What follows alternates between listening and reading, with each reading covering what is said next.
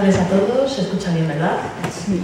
Bueno, pues en primer lugar agradecer vuestra presencia una tarde de jueves ya previo a Pilares. Y bueno, vamos a ir muy rapidito porque como sabéis hemos empezado un poquito tarde. Tenemos en primer lugar a Francisco Palacios, que es el presidente también de Ataque en Aragón.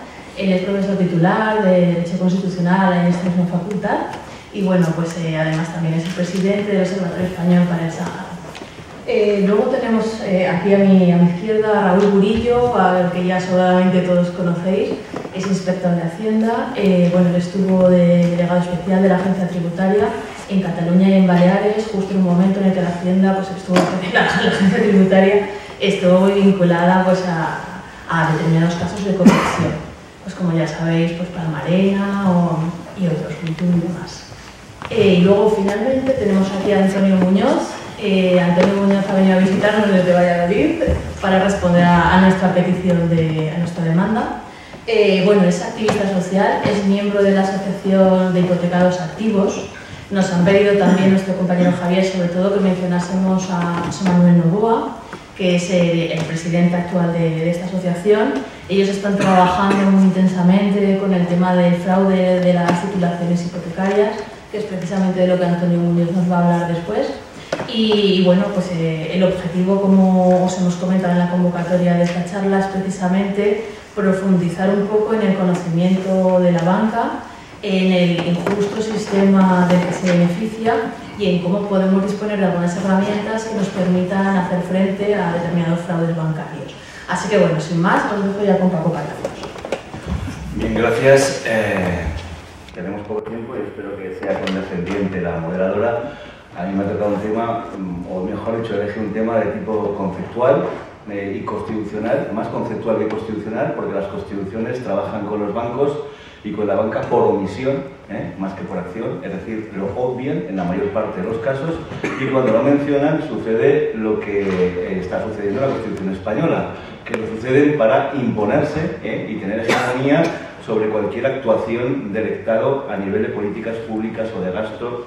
Y me estoy refiriendo, como ya todo el mundo sabe, al famoso artículo 135 de la Constitución Española, que da una hegemonía absoluta al poder financiero y a la banca sobre cualesquiera otra consideración, y el párrafo en sí mismo es absolutamente demoledor y brutal, aparte de suponer una antinomia jurídica y una contradicción en la propia Constitución, puesto que la Constitución habla de que la riqueza está supeditada al interés general, para posteriormente, 3 o 4 o 5 o 7 párrafos después, decir que no, el interés general no, que la riqueza estará supeditada y será prioritario en cualquier caso el pago de la deuda y de los intereses financieros. Por lo tanto, estamos una vez más en una antinomia constitucional. Hay muchas, en las constituciones están llenas de contradicciones y luego a lo mejor menciono alguna. Bien, la banca o la vida se titula esta pequeñísima sesión. La banca o la vida se podría haber titulado de otra manera. La banca o la vida es como la bolsa o la vida. O sea, se hace un juego de palabras, ¿no? Es decir, una especie de dogma en el que tiene mucho que ver ese mantra actualmente considerado como una verdad absoluta, por la cual es demasiado importante para dejarlo caer. Yo quiero decir que la banca o la vida parece un título exagerado, pero no es un título en absoluto exagerado. Porque Stiglitz o Krugman, incluso mucho antes de que la crisis se produjera, tenían ya títulos como La semilla de la destrucción en el 2003 o Las mentiras de la competitividad o La economía canalla en el caso de Loretta Napoleoni, ya un poquito después. Quiero decir que no es nada el título exagerado, sino que tiene que ver con algo que no es que haya ocurrido, sino que ya se previno que iba a ocurrir con mucha antelación, porque ahora parece que estamos en un escenario en el que se dice, no, bueno, es que esto, ¿quién sabía que iba a ocurrir? Bueno, lo sabía mucha gente, lo escribió mucha gente. La banca es, y el poder financiero en general, repito, el poder constituido de facto prácticamente hegemónico. Y además es un chantaje inviolable, en el sentido de que si nos dais, hay otro mantra, si no nos dais todo lo que pedimos, el sistema se hunde y vosotros os hundís con el sistema. Además eso contradice, hay gente que dice, bueno, y esto contradice los principios democráticos más básicos. No solamente no contradice los principios democráticos más básicos, sino que contradice las propias leyes del capitalismo. Es decir, el capitalismo consiste en una cosa, el riesgo-beneficio, ¿no? Es decir, tú vas a ganar. Para ganar tienes que arriesgar. Y si no arriesgas, no es capitalismo. Ahora estamos en un sistema que no es capitalista. Es decir, le estamos haciendo casi un favor al actual sistema diciendo que es capitalista. El capitalismo es mucho más justo y benevolente. Por el capitalismo, un tipo arriesga su dinero y entonces, bueno, si trabaja y tiene suerte, consigue más dinero. Y si no, ¿qué sucede? Que se hunde. La ley de la oferta y la demanda, la ley de riesgo y beneficio. Y en eso consiste el capitalismo. En la medida que nos dicen, demasiado importante para que se hunda, y en la medida que nos dice, si no nos dais lo que pedimos, el sistema se hunde, estamos ya no en un sistema capitalista, sino en un sistema de chantaje absolutamente inadmisible que va más allá de la democracia y más allá incluso de la propia pervivencia del Estado. Es más, está yendo a la propia pervivencia del Estado. Porque está en juego la soberanía incluso. Ya han caído absolutamente todos los elementos básicos. Ante este mantra que he leído yo en dos lecturitas, cae absolutamente todo lo demás, incluida la soberanía de los Estados. Mi título es Banca y Constitución. Poder fáctico y poder democrático. Que en principio, pues poner al lado la banca y la Constitución ya de por sí es paradójico, porque la banca es un negocio, la banca es el poder financiero, la banca, ¿qué es la banca? En la medida en que la banca cobra este poder, estamos hablando ya de poder a la altura de la banca de la soberanía popular. Estamos poniendo a la altura el poder fáctico y el poder democrático. Estamos incluso en algunas ocasiones sobreponiendo el poder fáctico, en muchas ocasiones ya, al poder democrático. La reforma del artículo 135 es la superposición del poder fáctico al poder democrático. Y el poder fáctico, para ser poder fáctico y cargarse al poder institucional, pues ¿qué es? Bueno, pues entra dentro de calificativos de código penal, intimidación, chantaje, violencia y todo eso con opacidad, amenaza. Si no haces lo que yo digo, te va a pasar esto. Es decir, estamos ante actores fácticos de presupuestos conceptuales absolutamente delincuenciales. Y que, por supuesto, ningunean a la Constitución y, por lo tanto, aquello que explicamos aquí pues sirve para muy poco. Aquí explicamos la Constitución, norma suprema, derechos fundamentales, control del Estado sobre las cosas, para las cosas, en las cosas y con las cosas, y todo eso, bueno, se explica, pero luego en la realidad es absolutamente subvertido por un artículo, como he dicho antes, el 135, y subvertido, aunque no existiera el 135, unos poderes fácticos que se cargan de facto todo este organigrama que es, como bien sabéis todos vosotros, nuestro pacto y nuestro contrato de convivencia, que es una cosa muy seria. Nosotros aguantamos las sanciones del Estado, los castigos del Estado, las penas del Estado, el castigo en definitiva de Leviatán, que así se teorizó el Estado, que Leviatán era un monstruo marino, horrible. El propio Hobbes decía, esto es una cosa horrible, es decir, está aquí para castigar. Pero claro, cuando viene la Constitución es decir, a cambio de algo, ¿no? Bueno, pues ese algo se está demoliendo. Y tenemos desnudo al Leviatán encima a merced de un Leviatán aún mucho más poderoso. De hecho, yo pienso que el Leviatán ya se está desmoronando. El Estado ya no tiene fuerza, ha perdido el monopolio de la fuerza, que es lo que caracteriza a la soberanía, y ha perdido el monopolio real de la violencia, que solo emplea además contra los más débiles. Tenía aquí muchas cosas, entre las cosas que tengo, si se me acaba el tiempo, se me acabará y ya está, ¿no? Es decir, tenía aquí muchas cosas. Por ejemplo, cifra de actualidad del chantaje. Yo creo que aquí, por el perfil que veo, necesitáis muy poco que os dé las cifras del chantaje. Pero bueno, por ejemplo, Juan Torres pues habla de 219.000 millones de euros. Luego diré por qué es tan exagerada la cifra. Porque las cifras no solamente son las subvenciones directas al poder financiero y a la banca. Las cifras del rescate son mucho mayores. Juan Torres habla de 219.000 millones. La plataforma de auditoría ciudadana de la deuda, y más concretamente Carlos Sánchez Mato, el economista Carlos Sánchez Mato, habla de una cifra todavía mucho mayor, que es ni más ni menos que 1,4 billones de las ayudas públicas recibidas por la banca. Banca en la que entran las cajas de ahorros fundamentalmente, pero banca que también entra la otra banca que dice yo no he recibido dinero. Sí ha recibido dinero a través de muchísimas formulaciones indirectas. Hay muchas fórmulas de recibir dinero.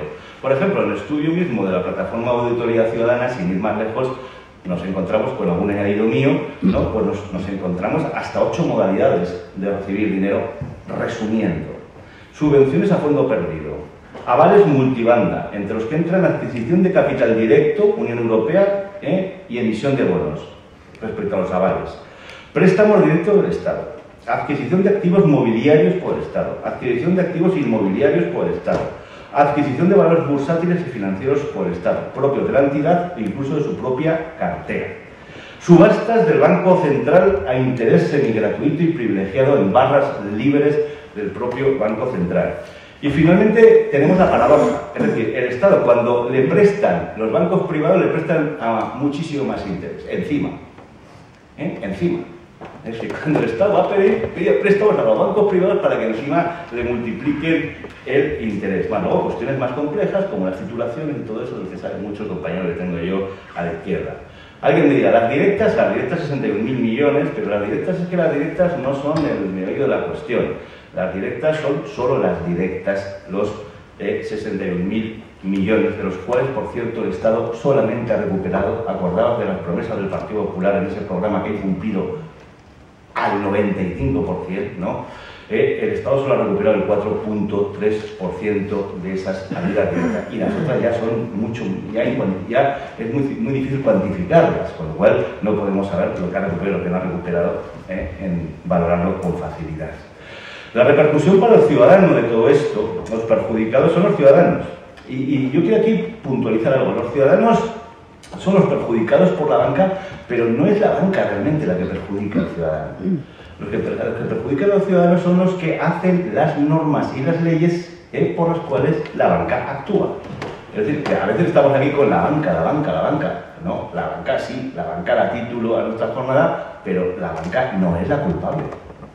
El banquero lo que hace es aprovecharse de una situación, presionando como poder fáctico, como he dicho al principio, sí, pero los culpables, los responsables políticos directos son los que elaboran las normas, porque todo esto es derecho mercantil. Y las preferentes son derecho mercantil, las cláusulas suelo es derecho mercantil, la vinculación obligada de productos financieros a hipotecas es derecho mercantil, las comisiones y la liberalidad comisionista es derecho mercantil, la opacidad y la falta de transparencia de cientos de productos es derecho de consumo y por lo tanto derecho mercantil. El sistema hipotecario leonino y antihipotecario que tenemos es derecho civil. Y digo antihipotecario porque tenemos un derecho hipoteca, una hipoteca que no es hipoteca, porque es en el fondo un préstamo personal con garantía hipotecaria. Es decir, que estamos aquí hablando de hipoteca, oiga, no, la hipoteca es otra cosa. El derecho romano ya, tal y como se explica, ¿no? Entonces aquí tenemos todavía algo peor, que es no una hipoteca, sino un préstamo personal con garantía hipotecaria, que es una cosa totalmente diferente, y por supuesto la acción en pago, que no está, como bien sabéis, activada por el derecho civil, porque es derecho civil. Luego, cosas que indirectamente perjudican al ciudadano, es decir, el tratamiento privilegiado, fiscalmente hablando, de la banca, pues dice, bueno, eso beneficia a la banca, pero no perjudica al ciudadano. Mentira, porque si el Estado, si no saca de un sitio, tiene que sacar de otro sitio. Es decir, que si a uno le pide impuestos, es como cuando lo del patrimonio y sucesiones. Ah, no, qué bien, nos beneficia todo el patrimonio y sucesiones. No, porque luego está el IVA y el IRPF, y entonces ahí te van a cargar, si siguen eliminando impuesto aquí, pues lo tienen que poner aquí. Por lo tanto, el tratamiento fiscal privilegiado. Y luego la repercusión más grave de todo esto, que son las crisis sistémicas provocadas por el propio poder financiero y por la desregulación. Porque claro, las crisis sistémicas lo que hacen es mermar derechos sociales en catarata, en cascada. Me gustaría también mencionar el tema de los organismos de control. Vivimos en un Estado constitucional que no tiene reales mecanismos de control. Hay muchos teóricos mecanismos, organismos, instituciones de control que no controlan nada. Como objetivo de una próxima reforma constitucional tiene que ser dotar de verdaderas funciones de control a organismos y a instituciones. Tenemos la Comisión Nacional del Mercado de Valores, que ya me contaréis para qué ha servido. Tenemos la Comisión Nacional de Mercado de la Competencia, donde yo creo que como no servían para nada, ha unificado y ha fusionado a 8 organismos. Porque ahora ya no existe ni la Comisión Nacional de la Competencia, ni la de la Energía, ni las telecomunicaciones, ni el Nacional Sector Postal, ni los medios audiovisuales, ni la ferroviaria o aeroportuaria. Todos a una comisión. Total, ¿para qué harían esto? Hasta han hecho bien, ¿no? Porque teóricamente se supone que a lo mejor hasta ahorramos algo en organismos de control que realmente no controlan. Pero realmente si todo esto se pusiera a controlar, pues tendríamos probablemente un Estado muchísimo más limpio. Para no hablar del Banco de España, para no hablar, bueno, también de la agencia tributaria, aunque siempre ha habido espacios heroicos, como representa el compañero, donde, bueno, algo se puede hacer. Siempre, claro, es que es lamentable que el Estado constitucional se mueva a través de actos de heroísmo, a través de mitología. Es decir, estamos en la modernidad racionalista y resulta que aquí lo que salva en lo poquito de democracia que queda son actitudes heroicas y mitológicas casi, ¿no? Entonces, pues, porque, claro, ¿por qué? Porque los organismos de control fallan todos, los organismos e instituciones, a diferenciar organismos e instituciones. La Banca de España, la Agencia Tributaria. Luego, yéndonos un poquito más arriba, el Defensor del Pueblo, que también podría tener un papel en este tipo de cuestiones, si quisiera podría, el Tribunal Constitucional, que os voy a contar del Tribunal Constitucional, todo organismos institucionales de control, que ¿qué ocurre con ellas? Pues que claro, que cómo van a controlar a los que nombran a los controladores. Es un viejo aforismo latín que como siempre me trabillo cuando lo digo, no lo voy a decir, pero claro, ¿quién controla a los controladores, no? Es decir, ¿quién tiene? Pues aquí solamente queda una, que se ha empezado a hacer en el nuevo constitucionalismo latinoamericano, que es separar a un nuevo poder del Estado y determinarlo como mecanismo de control. Es decir, haya un cuarto poder ciudadano, donde entren a formar parte de él todas las instituciones y organismos de control separados de los tres poderes clásicos del Estado. Por lo menos de los dos poderes clásicos, legislativo y ejecutivo. Porque ¿qué ocurre ahora? Que el legislativo y el ejecutivo lo que hacen es nombrar a los organismos y a las instituciones de control. Y claro, así no funciona absolutamente nada. Mejor dicho, funciona todo de una manera sistémica, pero no funciona democráticamente hablando. Entonces, la cuestión del control, la cuestión, mejor dicho, y ahora mismo del descontrol. Y el Tribunal Supremo, que bueno, podemos decir que con cuentagotas de vez en cuando tiene también algún espacio heroico, ¿no?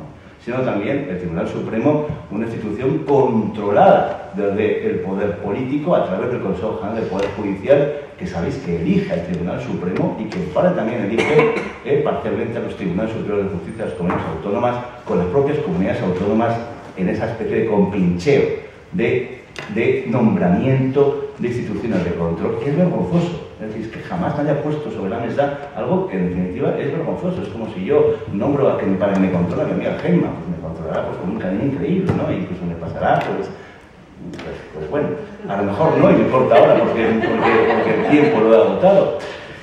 Pero aquí estamos con transparencia. Entonces aquí tú no puedes, digamos, hacer algo porque se te vería. El problema encima con los organismos de control es que también hay una falta de transparencia tan profunda que incluso ni siquiera eso les habilita espacios. Luego pasamos a los beneficiarios. Beneficiarios de estos, el poder gerencial. A veces se dice, bueno, el poder gerencial son los beneficiarios de toda esta, digamos, praxis financiera. Pero es que el poder gerencial está muy vinculado a los grandes bloques accionariales. No es diferente lo que es el poder gerencial de las instituciones financieras de los principales bloques de accionistas, que por cierto controlan bancos y controlan fondos de inversión con un porcentaje de acciones minoritario, a veces con el 2%, con el 1%, con el 3%. La remuneración de altos ejecutivos. Tengo aquí datos vergonzosos, pero como ya yo creo que todos lo sabéis, ¿no? Es decir, voy a ir muy rápido. Remuneración de altos ejecutivos. En la actualidad 600 veces superior al porcentaje de promedio medio de todos los trabajadores. La subida en la crisis ha sido del 22% de sus salarios, cuando todo el mundo está a la baja. El presidente del Banco Popular nos gana a todos con el 200% de subida. Lamentable toda la situación de indemnizaciones, bonus y jubilaciones. Los contratos blindados, fijaos el cinismo de la clase económica dirigente y sobre todo financiera. Mientras están pidiendo reformas laborales que precaricen más el trabajo, y están diciendo que hace falta una reforma para eliminar todas las indemnizaciones por despido, ellos hacen lo contrario. Porque sabéis que los contratos blindados tienen luego una indemnización. Primero es blindado por el tiempo, pero si el tiempo se quiebra, pues tienes una indemnización. Bueno, pues esos contratos blindados que rompen toda la lógica liberal, y que sin embargo ellos lo practican, han aumentado en el último año en el Banco Bilbao Vizcaya de 13 a 90, en la cúpula. En la cúpula, por cierto, la cúpula que cada vez se va expandiendo más a un segundo nivel. En el Sabadell de 8 a 25 y en CaixaBank de 12 a 57 de contratos blindados. Es decir, que mientras todo el resto de ciudadanos está cada día más precario y cada día caen más las indemnizaciones, ellos tienen contratos menos precarios y con más indemnizaciones. Indemnizaciones de vergüenza, traía aquí el ejemplo para mí uno de los más vergonzosos de Caixa Catalunya, ¿no?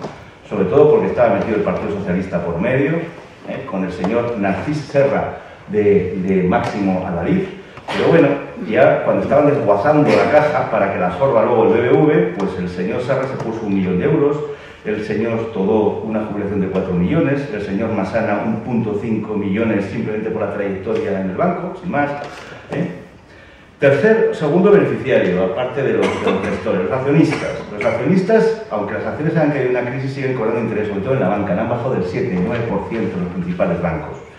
Los fondos de inversión nunca pierden los grupos con información privilegiada, más luego también la ingeniería financiera, es un beneficio independientemente de las crisis para muchos grupos económicos de poder. También teniendo en cuenta que los paraísos fiscales es algo absolutamente tolerado, que sigue permanentemente tolerado por mucha verborrea que haya a ese respecto. Luego el tema de la Constitución, ¿no? El tema de las constituciones. Vamos a entrar un poquito en el tema de las constituciones. Las constituciones mencionan a los bancos. Las constituciones no suelen mencionar a los bancos, nunca lo han hecho, menos las liberales. Es decir, las constituciones liberales del siglo XIX obviaban la parte económica. Es más, deificaban de tal manera la propiedad privada que bueno, luego obviaban cualquier regulación de la economía y mención de la economía porque sacralizaba la propiedad privada. Yo siempre digo, y me gusta repetir esto, las revoluciones liberales empiezan muy mal porque pretenden liberarse de lo sagrado y la única vez que nombran la palabra sagrado en la Declaración Universal de 1789, ya sabéis que es la declaración de la Revolución Francesa, pues es para sacralizar solamente una cosa, la propiedad privada. No la libertad, la justicia, la tutela judicial efectiva, no. El Estado liberal acaba en la crisis del 29, y en la depresión del 29 porque cada vez el poder financiero se ha ido haciendo más fuerte porque no tenía ningún motor constitucional que lo controlara. Y acabamos en la crisis del 29. Que se intenta, digamos, moderar con leyes como la Glass-Steagall del 33, pero que ya no pueden evitar en el 33 que los totalitarismos acaben con el modelo.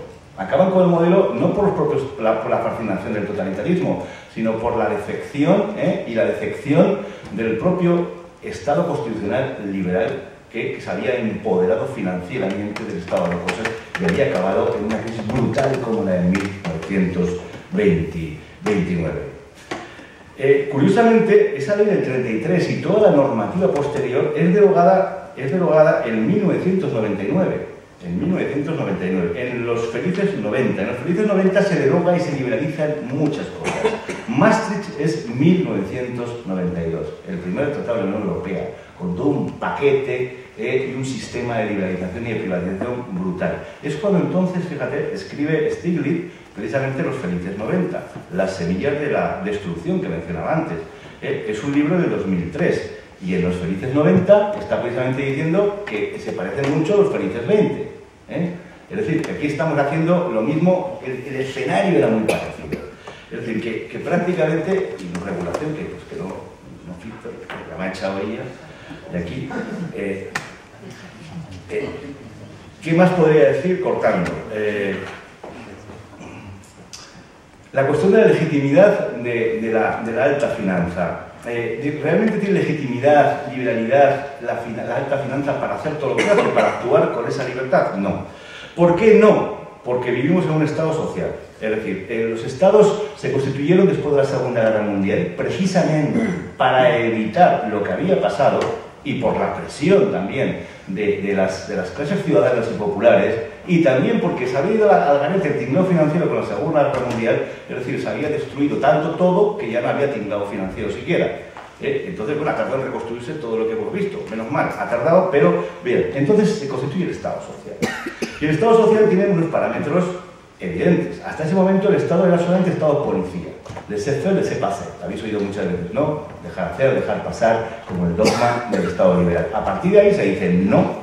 El Estado no solamente debe ser un policía, sino que el Estado tiene que tener otros pilares. Pilar, servicio público, y pilar, sector estratégico. El pilar, servicio público, es servicios esenciales, derechos esenciales.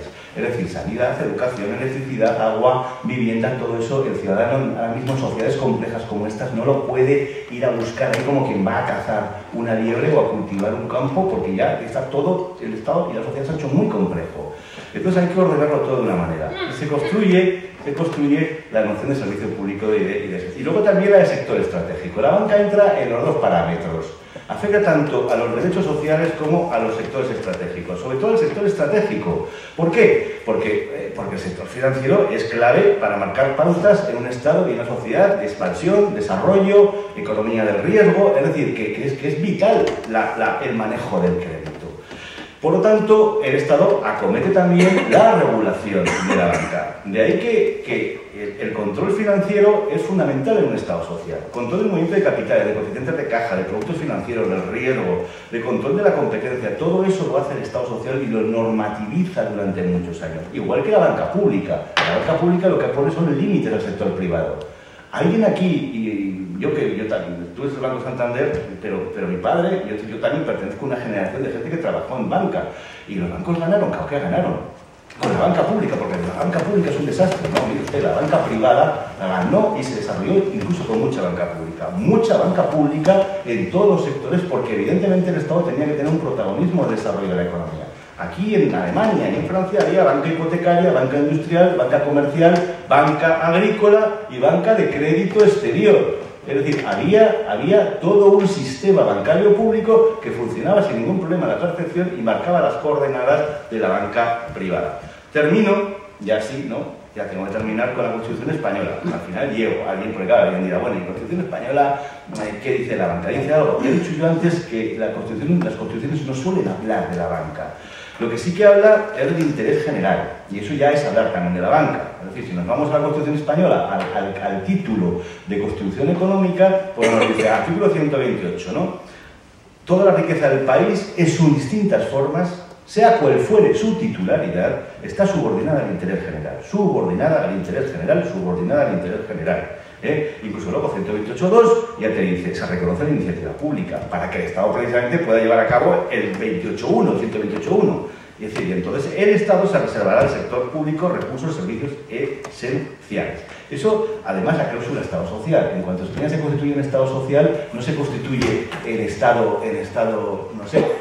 mampara blanca, se constituye un Estado social. ¿Qué significa eso? Que el Estado social tiene una construcción teórica muy concreta. No es una fórmula graciosa, es decir, Estado social que se repite así sin más. No, tiene contenidos, tiene teoría, tiene Forjo, tiene Abendroth, tiene von Esten, por citar a un tradicionalista, tiene David, tiene mucha gente detrás, constitucionalistas y teóricos del Estado, que nos dicen que es un Estado social. Yo ahora mismo en mi clase, a mis alumnos les digo, no, el Estado social, y ahora mismo yo no hablo ya de Estado social, ya estamos en otro modelo. Es desvergonzado seguir hablando de que estamos en Estado social, porque los parámetros se han ido quebrando y rompiendo. Estamos ya en otro sitio. Y finalmente, bueno, pues eso, lo que ha quedado aquí, ahora sí, finalmente, ahora sí, falta la cuestión europea, que es importante. Pero ahora sí, lo que nos queda encima de nuestra Constitución de banca es, como he dicho al principio, de repetirme, 135.3, donde es prioritario pagar los intereses y el capital sobre cualquier otra cosa. Lo que contradice el 128 es una antinomia constitucional endógena prácticamente en 5 párrafos. Usted está diciendo que toda la riqueza se supedita al interés general y de repente me dice que no, que ante todo se supedita a los intereses y al capital que se debe, ¿no? Pues entonces ya ahí está fallando algo. Porque lo que tenía que haber hecho usted es eliminar el 128, a la vez que aprueba el 135 y por lo menos un 5 y un desvergonzado. pero es antinomias hay muchas, y termino con esta que no tiene nada que ver con el tema que nos ocupa. En el artículo 14, el artículo contra la discriminación por razón de nacimiento, de sexo y de edad. Artículos después tenemos todo un título que discrimina la jefatura del Estado por esas tres cosas: nacimiento, sexo y edad. Eso, otra antinomia jurídica con las que nos podemos divertir en nuestro texto constitucional, y bueno, y aquí se acaba.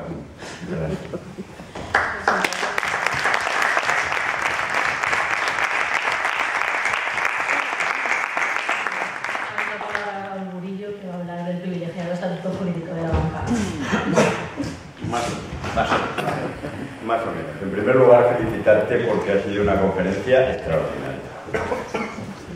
El privilegiado está... No, me ha encantado. El privilegiado estatuto, ahora vamos a ver de qué... Pero antes estaba yo pensando y decía, si aquí hubiéramos convocado una reunión para hablar del color del caballo de Santiago, harto improbable, y después el ponente, que hubiera sido yo, después de un largo estudio, les dice que el color era blanco, ustedes se hubieran sentido verdaderamente defraudados por el contenido de la conferencia, ¿no? Eso ya se lo esperaban ustedes, que era blanco. Ahora bien, si yo les digo que era negro o que era un pequeño pony de color con pintas blancas y negras, hubieran dicho, oye, pues la conferencia ha estado verdaderamente interesante lo que habrá estudiado este señor para llegar a estas conclusiones. Quiero decir, nosotros normalmente venimos a una conferencia porque tenemos una idea de lo que queremos escuchar. Temas obvios nos atraen en la medida que posiblemente nos van a informar de lo contrario de lo que nosotros esperamos. Pero cuando convocamos una reunión como esta, que ATAC nos dice que va a hablar del privilegiado estatuto de la banca, posiblemente venimos con la idea de que nos confirme lo que esperamos, la idea que habíamos traído. Es decir, que si yo vengo aquí y les digo que no existe ningún estatuto privilegiado, ustedes dirían, verdaderamente esta conferencia no me ha interesado nada, porque yo venía a hablar del privilegiado estatuto, ¿no? Por lo tanto, no sé qué esperan que yo les cuente, supongo que esperarán que les confirme que hay un estatuto privilegiado. Pero como eso sería muy obvio y muy aburrido, lo que voy a intentar es reflexionar con ustedes sobre temas de la banca que les pueden resultar cercanos, para que ustedes vean no solamente si existe un estatuto privilegiado, sino si está justificado y si ustedes lo consienten. Es decir, ¿está justificado y lo consentimos? Por lo tanto, vamos a centrar el tema. Cuando hablamos de privilegio, la palabra privilegio quiere decir un trato diferente, pero privilegio quiere decir más, es un trato diferente pero favorable. Ahora bien, ¿esto es malo en sí mismo que haya un privilegio? No, nuestro derecho contempla tratos favorables. La famosa discriminación positiva es precisamente un trato favorable que estamos dando a alguien que creemos que se lo merece. Tal vez las entidades financieras se lo merezcan, y eso es lo que vamos a hablar. ¿Lo justificaríamos en ese caso? Es muy sencillo, es decir, las entidades financieras están hablando de dinero y vivimos en un mundo capitalista. Por lo tanto, en un mundo capitalista no sería lógico que a quien maneja el capital le diéramos un estatuto privilegiado. Parece muy claro y muy sencillo. La razón de ser nuestra economía es el dinero. ¿Quién maneja el dinero? Las entidades financieras. Démosles un trato de favor, tal y como nos ha dicho, incluso por encima de la Constitución. Muy bien. Pero no solamente vivimos en un mundo capitalista, sino que vivimos en un mundo decapitalista. Como José Manuel he oído hablar en alguna ocasión, la diferencia entre proletarios y capitalistas ha pasado porque los proletarios se han convertido en propietarios.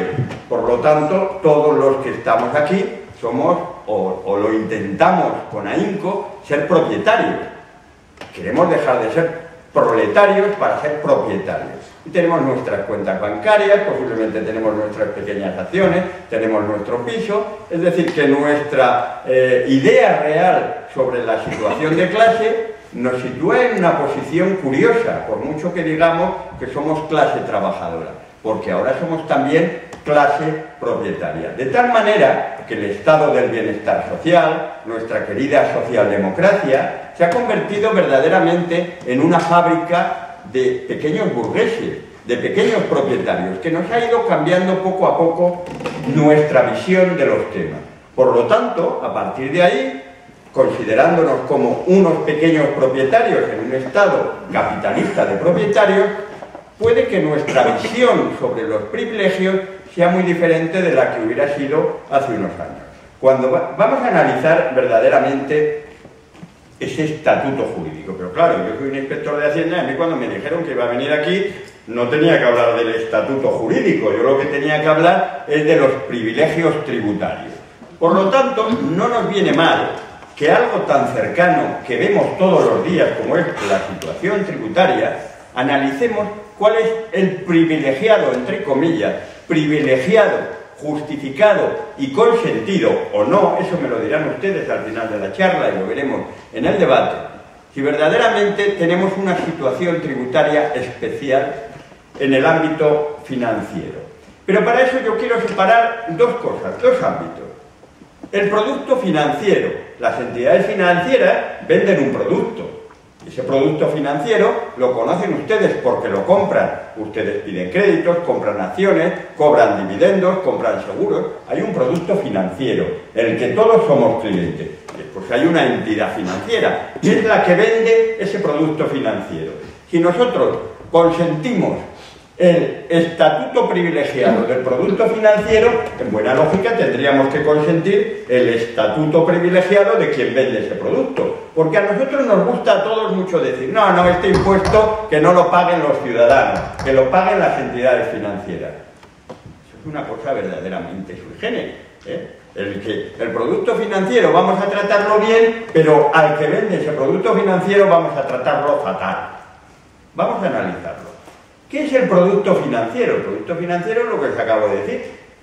Un crédito, ustedes piden un crédito hipotecario con garantía de hipotecario, compran unas acciones con una serie de cosas.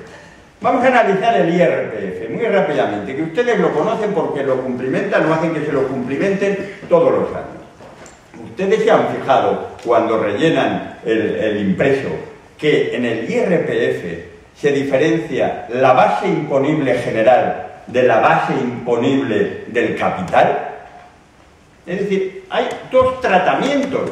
O sea, no se le da un tratamiento conjunto a todo lo que ganamos, sino que se le da un tratamiento al capital y un tratamiento al resto. Y un tratamiento favorable al capital. ¿Y qué es el capital? Los intereses, los dividendos y las compras de acciones y las ventas de acciones cuando ganamos y las ventas de inmuebles, producto muy cercano, vender un inmueble al producto financiero, a ese producto, a esos dividendos, a esos intereses, a estas ganancias de capital que tengo cuando vendo unas acciones, unos inmuebles, se le da un tratamiento. ¿Y qué tratamiento? Favorable. De tal manera que yo les digo que se le trata mejor fiscalmente al rentista que está sentado aquí tranquilamente mientras sus acciones producen dividendos que el que se levanta a las 7 de la mañana para ir a trabajar. Y esto, cuando nos enteramos que nuestros dividendos o nuestros intereses tienen un buen tratamiento fiscal, decimos, qué bien nos parece muy bien que bajen los impuestos al capital. Pero como bien ha dicho el señor Palacios con anterioridad, esto es un engaño. Porque lógicamente nuestra capacidad de ser propietarios, nuestros intereses y nuestras ganancias son mínimas, son absolutamente mínimas comparados con las grandes fortunas. De tal manera que nosotros estamos amparando que se le dé un trato de no privilegio a las rentas del trabajo, a los que vamos a trabajar todos los días, frente al especulador y frente al rentista que tiene un trato absolutamente favorable en el impuesto de la renta. De tal manera que de la recaudación del IRPF, más del 90% viene de rentas del trabajo. Las rentas del capital tienen un estatuto privilegiado. Y además les digo que en principio con el consentimiento de todos nosotros, pequeños propietarios de pequeños intereses y de pequeños dividendos. Ustedes van a comprar el pan, y cuando van a comprar el pan hacen más o menos lo mismo que cuando van al teatro, cuando compran un periódico o cuando compran cualquier bien de primera necesidad, y es pagar el IVA. ¿Verdad que sí? Ustedes se habrán dado cuenta que no pagan IVA ni cuando cobran intereses, ni cuando piden un préstamo, ni cuando compran ningún producto financiero. Casualmente, la imposición indirecta, el IVA, está exento, deja exento a los productos financieros. Por lo tanto, le estamos dando un tratamiento privilegiado para que se vendan productos financieros. ¿Por qué? Porque no tiene IVA. No hay IVA en estos productos. Nos parece perfectamente normal pagar el IVA cuando vamos a comprar el pan y nos parece perfectamente normal también no pagar el IVA cuando compramos un producto financiero. Tal vez no pensamos, como en el caso que hemos visto antes del IRPF, que si pagáramos el IVA en un producto financiero, nosotros no somos consumidores habituales de productos financieros, alguien lo es mucho más que nosotros, y si estos señores pagaran por el IVA de estos productos, posiblemente pagaríamos mucho menos impuestos del IVA en los productos, por ejemplo, de primera necesidad. Pero aún seguiría y les contaría mucho más. Cuando alguien de la Unión Europea viene aquí y aporta capitales y cobra unos intereses, alguien no residente, nosotros no le exigimos ningún pago de impuestos. Si viene a trabajar, sí, le hacemos tributar en España, pero si viene a cobrar intereses, le eximimos de tributación. Cualquier extranjero que venga y suscriba deuda pública y le estemos pagando intereses, está exento de tributación. Algo tremendo incluso si está domiciliado en un paraíso fiscal. Es el colmo, es decir, cualquier político se lleva el producto de su corrupción, lo mete en un paraíso fiscal y compra deuda pública española. Le eximimos de tributación. El pago de intereses de la deuda soberana, de la deuda pública, está exento de tributación. Las cuentas de no residentes no pagan un duro. La famosa tasa Tobin, la famosa tasa que justifica la existencia de ATAC, ¿dónde está? Ni siquiera su sucedáneo, lo que llevan años hablando en la Unión Europea de aprobarla. ¿Cuándo la van a aprobar? No se sabe, posiblemente nunca, porque entre otras cosas España y Alemania no hacen más que poner argumentos para que no se apruebe. Ni siquiera una versión tan light como la que se quiere aprobar, ni siquiera esa. Todo tipo de justificaciones. ¿Pero quién la va a pagar? Claro, la justificación es que ustedes no tienen que pagarla. Pero ¿cuánto tasa Tobin van a pagar ustedes? Y si la pagaran, y si pagáramos todos y pagaran las grandes fortunas que hacen y realizan transacciones financieras por doquier, ¿cuánto dejaríamos de pagar otros impuestos? Por ejemplo, los que recaen sobre la renta del trabajo. La SICAP. La SICAP es un tema recurrente. Yo les diría que técnicamente buena parte de lo que se critica de ella no habría que criticarse, pero lo que no se critica es su verdadera razón de crítica. Es un instrumento para no pagar el impuesto de patrimonio de las grandes fortunas. La SICAP sirve para no pagar el impuesto de patrimonio si hábilmente se coloca donde se tiene que colocar. Nuestra propia ley del impuesto de patrimonio permite, entre otras cosas, que los grandes propietarios de acciones de entidades financieras, es decir, las familias que ustedes conocen como propietarios de los grandes bancos, algunos incluso los que vivan en Santander, por decirle algo que se puedan imaginar, no paguen un puñetero duro del impuesto de patrimonio por la tenencia de buena parte de las acciones de su banco, porque nosotros en nuestro impuesto de patrimonio hemos eximido ese tipo de propiedad. Antes de que me llamen la atención, yo quería dividir esta exposición sobre el producto financiero, al que hemos visto que sin duda alguna tiene un tratamiento privilegiado que nosotros posiblemente justificamos y consentimos, al de las entidades financieras, que son los malos oficiales de esta película, a pesar de que venden productos privilegiados y productos que nosotros compramos. Desde luego, estos privilegios yo los dividiría en tres justificaciones. La primera tiene que ver con la situación internacional. Es decir, vivimos en una economía globalizada. Y este es el argumento, el padre de todos los argumentos.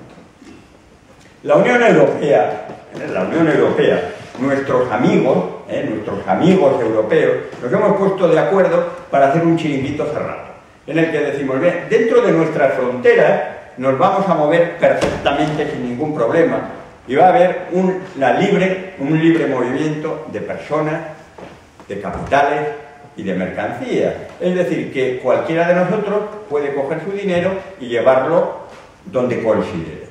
Eso está perfecto, eso está muy bien, teóricamente muy bien. Pero ¿qué tratamiento va a tener ese dinero allá donde lo queramos llevar? ¿El mismo? Porque claro, la Unión Europea lo que ha hecho es armonizar su imposición indirecta para que no dañe el tráfico de mercancías. Pero claro, ¿y qué pasa con la imposición directa? ¿Qué pasa con el mejor tratamiento que puede tener los capitales cuando se están colocando en Luxemburgo? ¿Qué pasa con eso?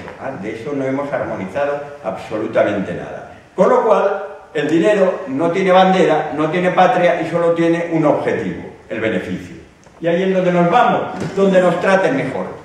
Y no me importa que me paguen un poquito menos de intereses si no voy a pagar impuestos. Por lo tanto, ahí se va el dinero. Y ahí está la madre de todas las justificaciones, el chantaje. Es que si no me das un trato privilegiado, como me lo están dando en Luxemburgo, se me va el dinero. ¿Y ante eso qué hacemos? Todos lo justificamos. Pero claro, es que Europa, lo que tenemos al lado, es tremendo, porque lo estamos consintiendo. Chipre, Unión Europea, era un paraíso fiscal. Es un paraíso fiscal. Hasta hace 2 días que hemos decidido sacarlo paraíso fiscal, porque queda fatal que en la Unión Europea haya un paraíso fiscal que se llama Chipre. Luxemburgo lo era, pero también lo hemos dejado de considerar como paraíso fiscal, no vaya a ser que quede mal. Pero miren los datos, que los voy a dar con su permiso si me da tiempo. Gibraltar, 80.000 sociedades dedicadas al tráfico financiero. Chipre, 34 bancos y 41.000 empresas de operativa internacional. Liechtenstein, que lo sepa, son 2 montañas, son 2 montañas. Y en esas 2 montañas hay 80.000 empresas dedicadas al tráfico financiero. Luxemburgo, la joya de la corona. 320 establecimientos financieros, 1.200 fondos de inversión, 2.000 sociedades holding, que son las titulares del dinero, 55 bancos propios. Y todo esto dentro del euro. Hace falta valor, dentro del euro. Es decir, toda esta situación dentro del euro. Suiza, 600 bancos. España, 17 bancos. Y en proceso de ir desapareciendo. Posiblemente se queden 15 o incluso menos. Que por cierto, han desaparecido las cajas de ahorro. Claro. Es decir, a partir de ahí ya podemos empezar a justificarlo. Esto es la guerra internacional. Oiga, mire usted, nos está haciendo la competencia a Luxemburgo. ¿Y quién es Luxemburgo? En 3 minutos se lo podré explicar cuando me pregunten, porque es lo único que me queda. Me permitiría hablar también de muchas cosas que hemos hablado. Dentro de ese ámbito internacional, la tasa Tobin, de la que he hablado antes, es que es fundamental, porque sirve, entre otras cosas, no solamente para obtener recaudación, sino para controlar el dinero. ¿Dónde está? Cuando tú estás cobrando por la tasa Tobin, es como si le estuvieras poniendo una matrícula a las transacciones financieras. Eres capaz de seguir ese dinero en cualquier lugar del mundo donde vayas. La tasa Tobin, la tasa que se quiere imponer, no solamente serviría para recaudar, serviría para controlar. Ese es uno de los motivos por los que jamás, creo desde mi punto de vista, va a salir esto adelante. Porque hay un interés verdadero en que no se controle el dinero. La directiva del ahorro de la Unión Europea la llevamos batallando, se lleva batallando durante años. ¿Y saben por qué? Por el secreto bancario. Es decir, hay países que siguen empeñados en el secreto bancario. Y mientras haya secreto bancario, tenemos un grave problema, porque el dinero se nos va a ir donde está oculto. Y siguen empeñados en determinados países como Luxemburgo y Austria en no firmar la reforma de la directiva del ahorro. ¿Por qué por no hablarles de los paraísos fiscales? Es decir, toda esta situación internacional que hace que de forma absolutamente voluntaria y consentida existan estas situaciones de privilegio encerrados entre 4 montañas, es lo que sirve de justificación para que las entidades financieras tengan privilegios que de otra manera no serían consentidos. Pero si le hablo también de internacionales, quería hablarle de cuáles son los privilegios nacionales en el ámbito tributario para las entidades financieras. Las entidades financieras son las grandes empresas que hay en este país. Y vivimos en un país que fiscalmente se le da un trato privilegiado a las grandes empresas. Me podría hacer una conferencia entera sobre este tema del privilegio a las grandes empresas. Entre otras cosas, les diría que durante años hemos consentido deducir los gastos financieros, los intereses, por la expansión de nuestras empresas en el exterior, para abrir sucursales, para abrir filiales. Nos hemos apalancado, nos hemos endeudado. Ese gasto financiero del endeudamiento ha ido a la base imponible, pero sin embargo hemos eximido de tributación los beneficios de las empresas que hemos creado fuera. ¿Saben lo que pasó en el 2008?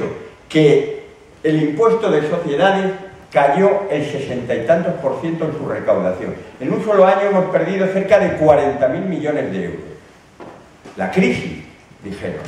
De la crisis nada. Las reformas legislativas que consintieron todo este tipo de circunstancias. No me va a dar tiempo, pero quería comentarles, y si alguien me lo pregunta, le digo para que me lo pregunten, que no me da tiempo, es una fraude de ley que vamos a hacer aquí en el ámbito. Me gustaría explicarles el timo de los timos, que es lo que se llaman los activos fiscales diferidos. Los activos fiscales diferidos, para el que no lo sepa, es cómo se están realizando ayudas, porque todos ustedes saben que hemos rescatado la banca. Hemos rescatado la banca. Muy bien, ¿cuánto dinero? Muy bien. Pero lo que no saben es cómo hemos rescatado la banca con los activos tributarios diferidos. Me encantaría que alguien me lo pregunte para explicarse, porque a partir de ahí les comentaré algo muy interesante. En fin, los privilegios que han tenido las instituciones financieras son muy importantes. Y por último, el tercer gran bloque de privilegios, y ahora sí que voy terminando, me lo ha chafado el conferenciante anterior, pero bueno, se lo voy a perdonar, porque es que le he ido siguiendo y ha sido de libro, es decir, los órganos de control, los órganos reguladores, Verdaderamente, esa es una de las grandes estafas que tiene este país. Tenemos unos órganos controladores y reguladores de cartón piedra.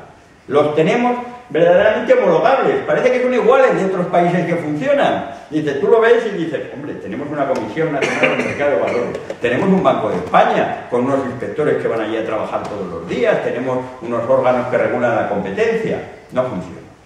No funcionan por falta de medios, por falta de independencia y por falta de verdadero criterio cuando, efectivamente, como has dicho tú, cuando no se cae en el mito, en la mitología, en el heroísmo, que es lo que ha pasado con el Banco de España y el control de las entidades financieras.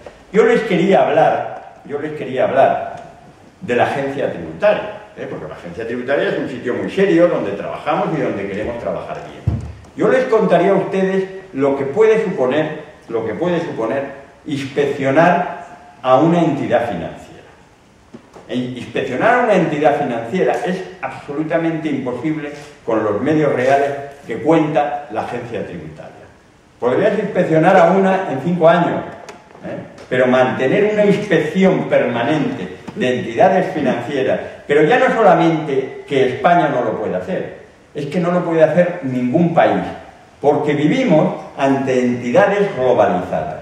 Y hasta que la Unión Europea al menos y los grandes países de la OCDE no nos pongamos de acuerdo para crear unos equipos de verdadero control y de verdadera inspección tributaria armonizados en los que se comparta la información, esa inspección y ese control no va a existir, porque nos engañan por un país y nos engañan por otro, nos engañan por todo, pero no lo ves donde te están engañando.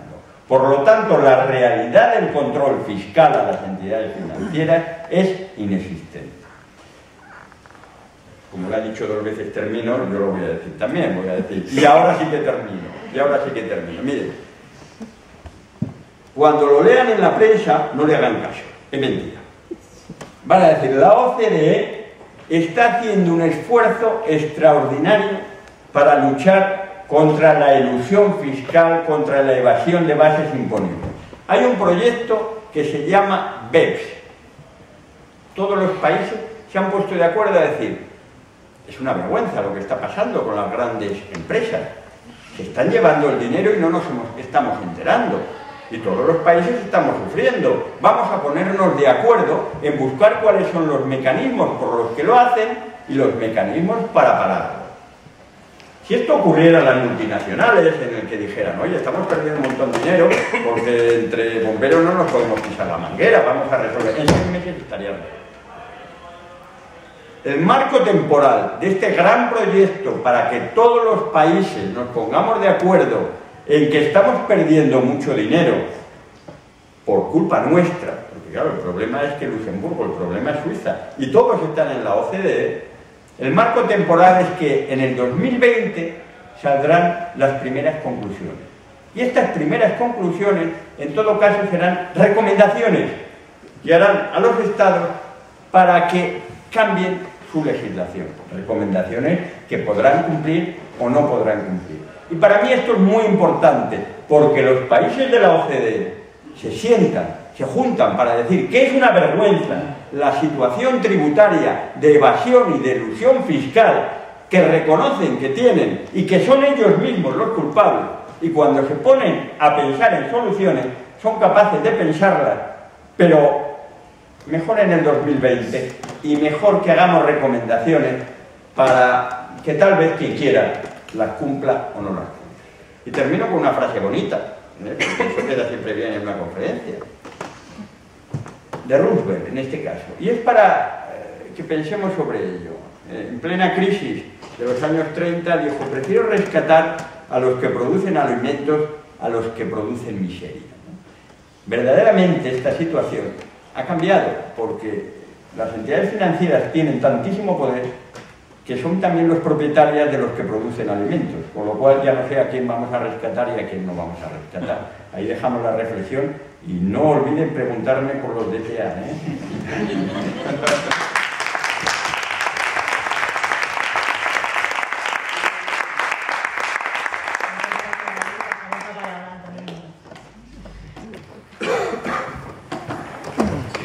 Hola, muy buenas noches a todos, gracias por estar aquí. Bueno, la verdad que después de estas dos magníficas intervenciones, pues voy a tener un poco complicado mantener al mismo nivel el pabellón, pero lo voy a intentar. Bueno, a mí me ha tocado hablar de algo bien conocido por todos, lamentablemente bien conocido por todos, como es la pandemia de los desahucios. Bueno, hablo de pandemia porque digamos que es el grado sumum de una epidemia, y eso es lo que hemos padecido y lamentablemente seguimos padeciendo todavía en este país, y ya veremos a ver por cuánto tiempo. Según datos del Consejo General del Poder Judicial, en este país, a día de hoy, se han practicado alrededor de 600.000 desahucios. 600.000 familias han sido expulsadas de sus viviendas, lanzadas en término técnico, así se lo conoce, y en consecuencia han sido, por un lado, desposeídas de la vivienda en la que estaban viviendo, estamos hablando de la vivienda habitual, de la casa de cada uno, de su hogar, pero no solo eso, no solo han sido desposeídas, muchas de ellas se han llevado además a casa, entre comillas, a otra casa, todos sabemos dónde han ido a parar muchos de ellos, se han llevado lo que se conoce en términos del argot bancario y del argot popular, se han llevado la mochila, es decir, encima se han ido, además de perder su vivienda, se han ido debiendo dinero a la entidad financiera que les dio en su día el préstamo. Encima.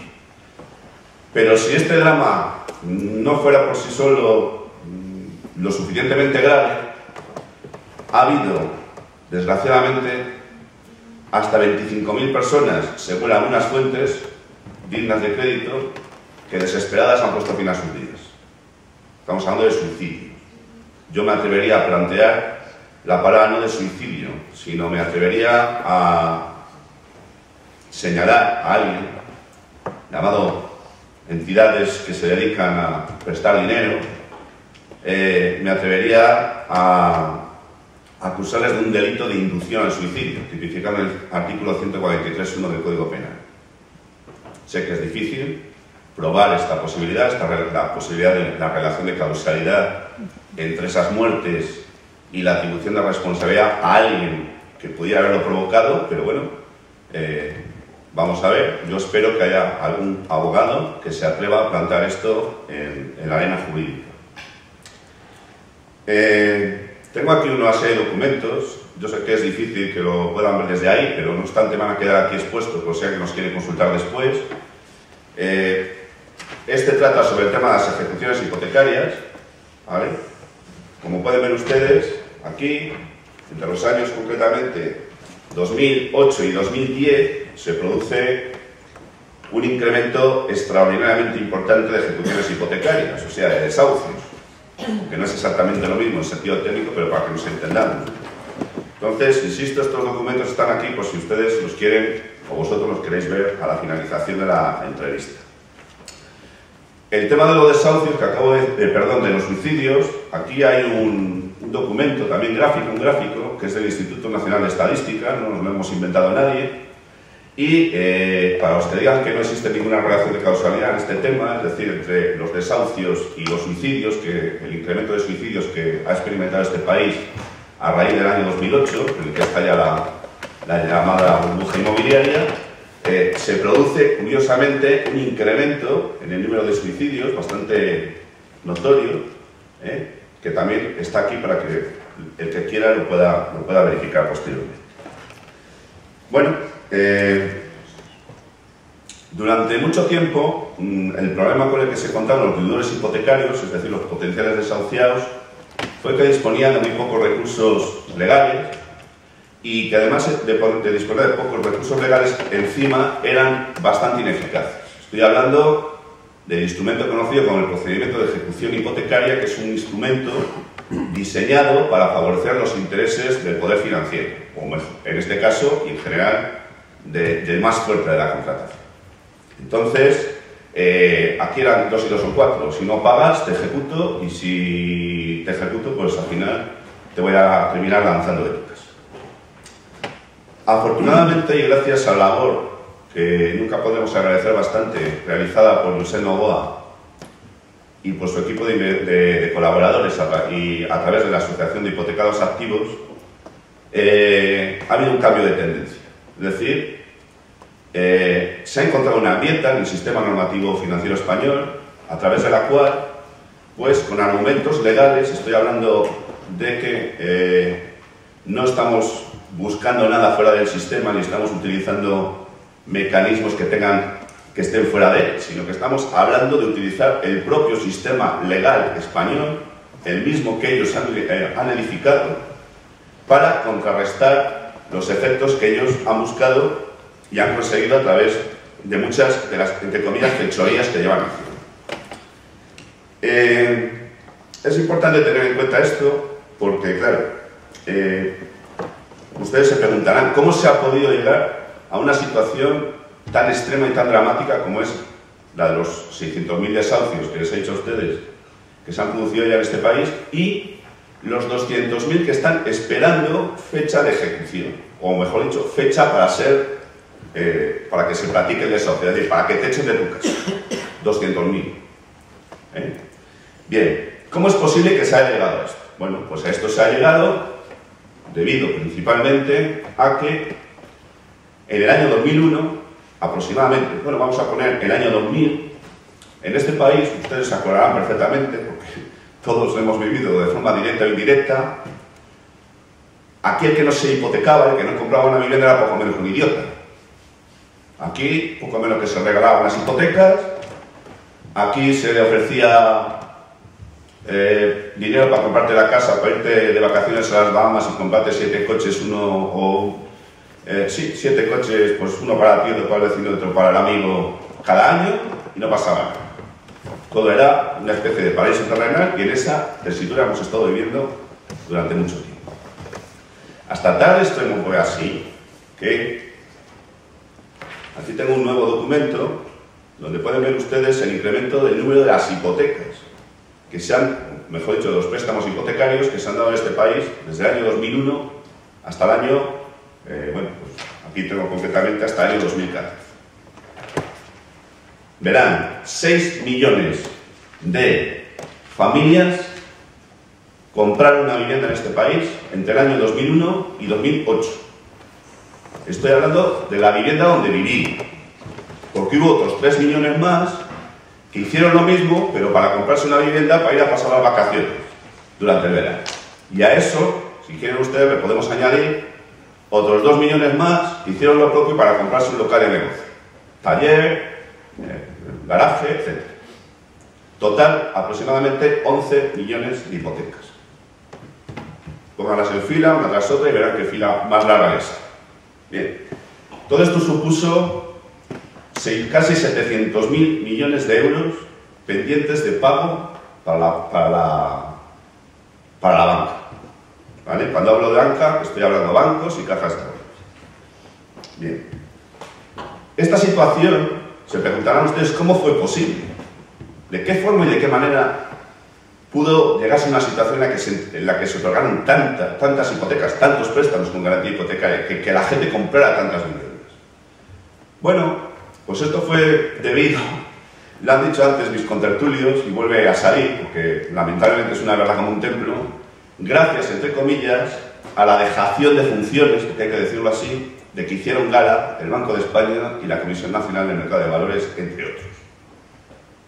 Se dedicaron durante un montón de tiempo a mirar hacia otro sitio y, mientras miraban hacia otro sitio, los bancos y cajas de ahorro hicieron lo que les dio la gana. Entre otras cosas, concedieron muchos más préstamos de los que podían, vulnerando acuerdos internacionales como el Basilea III, por ejemplo. No pueden superar el 8% del total del capital social. ¿De acuerdo? Entonces, esto se lo pasaron pues por el forro de sus caprichos. Y ese 8%, que es un límite legal que está ratificado en ese acuerdo internacional suscrito por España, pues como si no existiera, como se ha hecho en tantas y tantas otras oportunidades. Aparte de esto, el mecanismo a través del cual fue posible activar toda esta fiesta, entre comillas, fue gracias a un mecanismo financiero conocido como la titulización. ¿Vale? ¿Qué es titulizar? Es una palabra muy extraña, es una palabra antipática, es una palabra que mucha gente no ha oído nunca. Les tengo que decir que algunos abogados que conozco me han reconocido, me han confesado recientemente que hasta hace 4 días no habían oído nunca hablar de esto y encima no tenían ni idea de lo que era ni en qué consistía. Así de claro, abogados en ejercicio con muchos años de profesionalidad. Bueno, pues les voy a decir a ustedes, para el que no lo sepa, qué es titulizar. Titulizar es transformar, en el caso que nos ocupa, una serie de préstamos, transformarlos en títulos valores para vendérselos a un tercero, en un mercado habilitado para tal fin.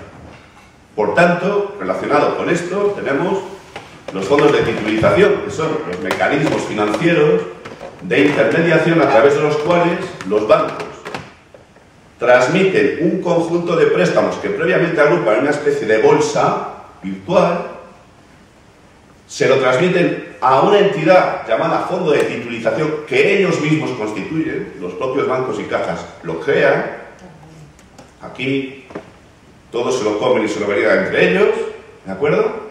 Y una vez constituido ese fondo de titulización, al que le han transmitido ese conjunto de préstamos agrupados, lo que hacen es transformarlos. ¿En qué? En títulos, valores, que en este caso se llaman bonos, o más concretamente participaciones hipotecarias. Cada una suelen tener un valor de 100.000 euros cada una, habitualmente. Y todo esto con la finalidad de vendérselo a un tercero, que es el inversor. Inversor bonista, que normalmente son extranjeros, y para que vayan ustedes atando cabos suelen ser alemanes. ¿Les suena, verdad? ¿Les suena? Bien. Bueno, visto todo lo que es un fondo de titulización, es importante detenerme en el aspecto de quiénes son los intervinientes en todo este proceso. En todo este proceso hay 4 intervinientes básicamente. En primer lugar está el banco, o la caja de ahorros. Es el cedente, es el que vende el préstamo. En los términos que ya hemos expuesto, los agrupa, bueno, ¿vale? Muy importante, quédense con este dato. Al venderlo, transmite el riesgo de un posible impago. que pasa a asumirlo el que lo compra. Ese es el primer interviniente. Segundo interviniente, el fondo de titulización, que ya hemos visto lo que es. Lo constituye y a través de eso, pues lo que hace es recoge la agrupación de los préstamos, los transforma y ahí, esa es la labor del fondo.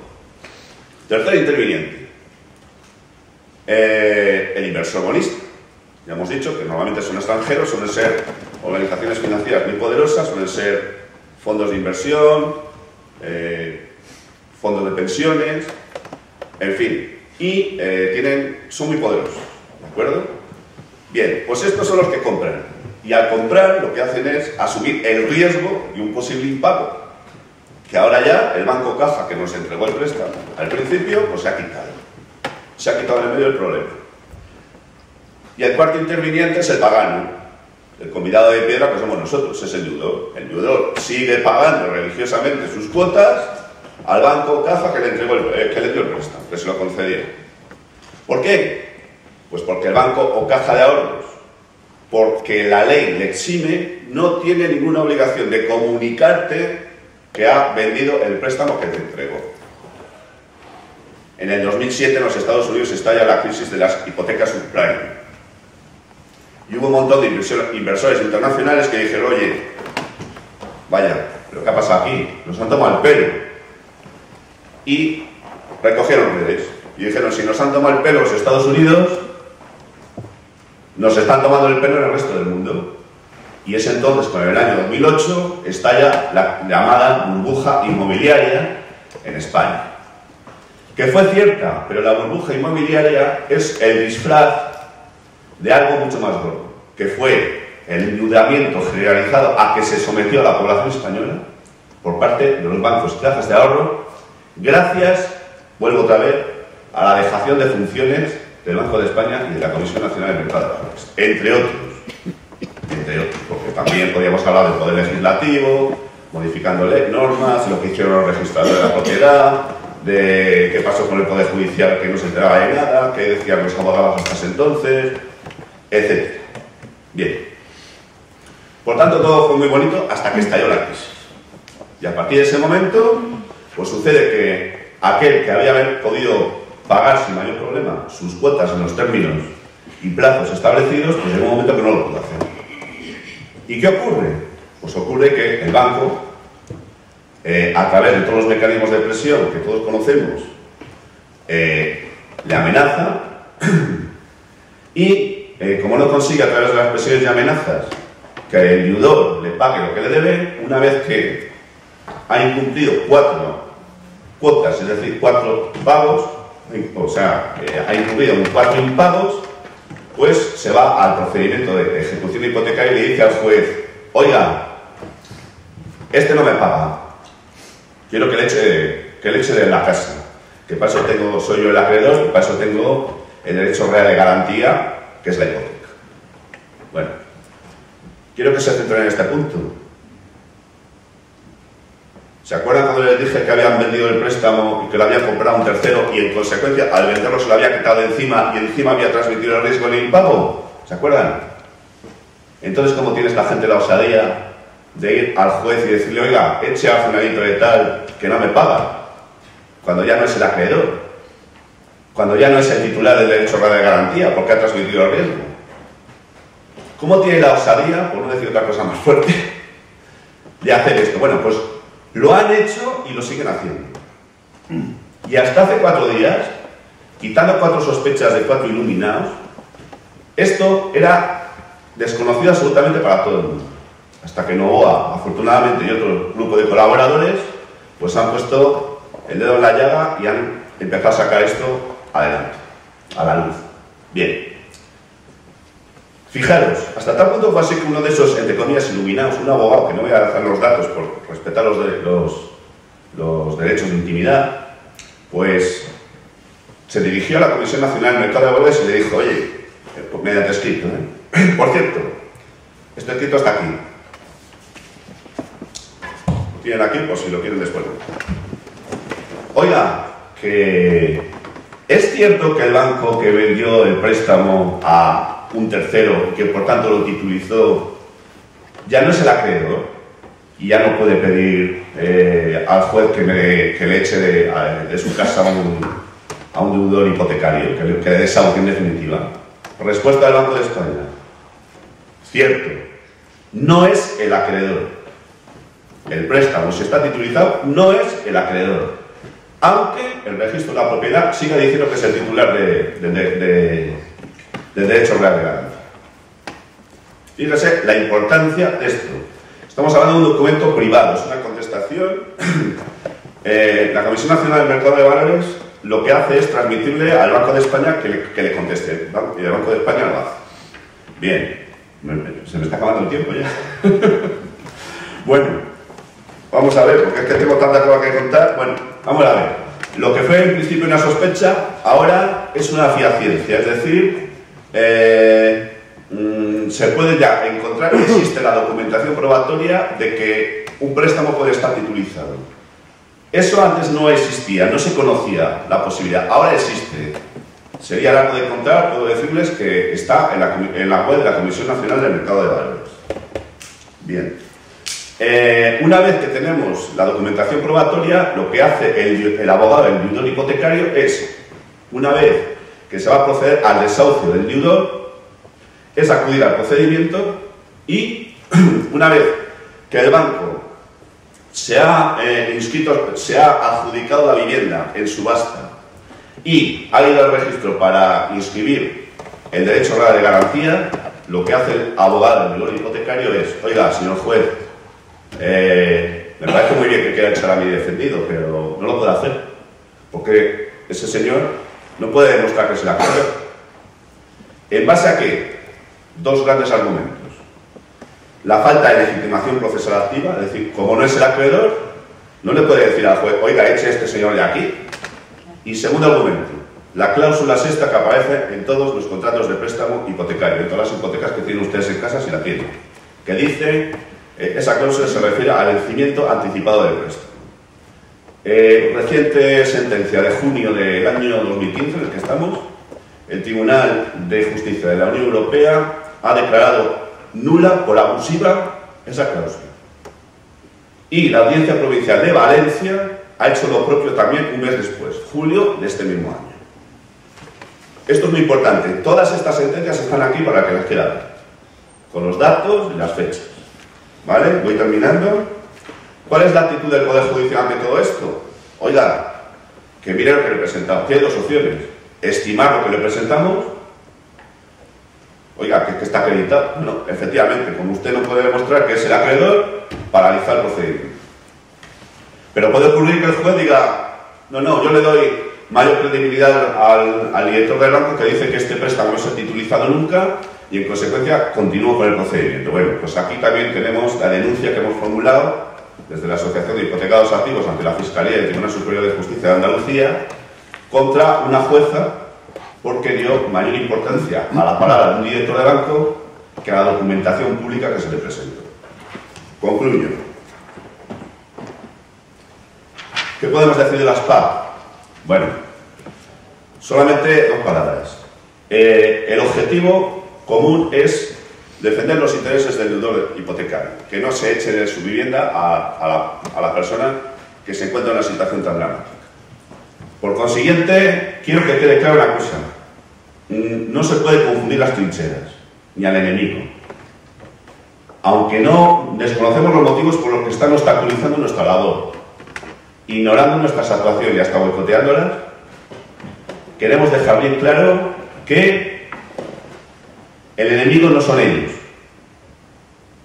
El enemigo es la banca, el capital y el Estado. Y en eso no nos podemos confundir. Por tanto, ellos preconizan que la dación en pago es la mejor solución. La dación en pago está prohibida por el Código Civil en el artículo 1859. Prohibida. No sabemos por qué, pese a estar prohibida, siguen abanderando la dación en pago como una solución. No nos lo explicamos, pero ahí está. No obstante, nuestra mano tendida a las PAC y esto de eso. Y finalmente, panorámica final. ¿Qué podemos esperar de toda esta situación? Bueno, tenemos un horizonte de esperanza, tenemos instrumentos, tenemos armas con las que combatir, legales, tenemos en contra la opacidad y una total falta de transparencia del sistema normativo. Él hablaba antes de que había contradicciones en el texto constitucional. Las disposiciones normativas que regulan todo este tema de los desahucios y las hipotecas no se puede imaginar, es un logaritmo. Todo lleno de contradicciones de todos los colores, pero de todos. Bien. Y para concluir, decirles que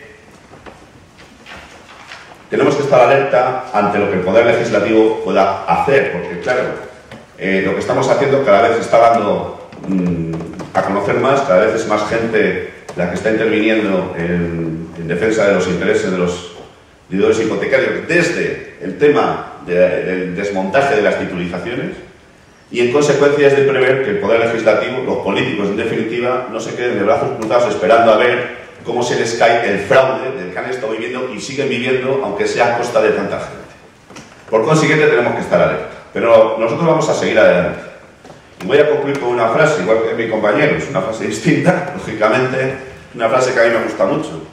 Y es una frase que dice que, bueno, la dice una persona que a mí, bueno, por una serie de razones le he admirado mucho siempre, que es Ernesto Che Guevara.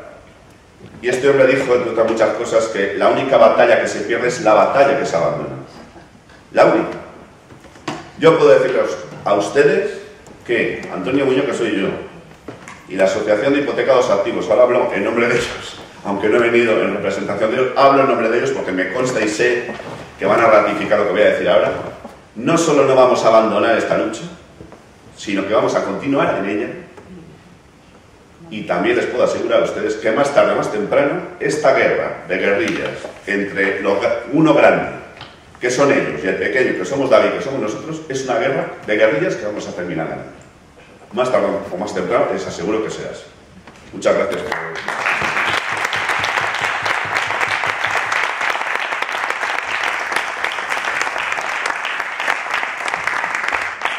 Bueno, pues muchas gracias a los ponentes, han estado todos estupendos.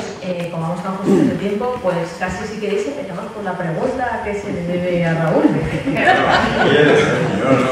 me la haga. Habrá otras antes. No. Empezamos si quieres con la tuya y luego ya... ¿Quién se va? Se va yo. Hagámoslo natural, hagámoslo sintiéndolo. No, asiento. Pero no me la hagas repetir, por favor.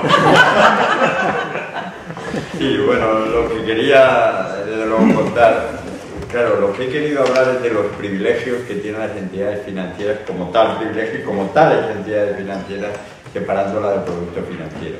Y todos sabemos y nos viene a la mente la situación de rescate bancario que hemos vivido y es conocida por todos, ¿no?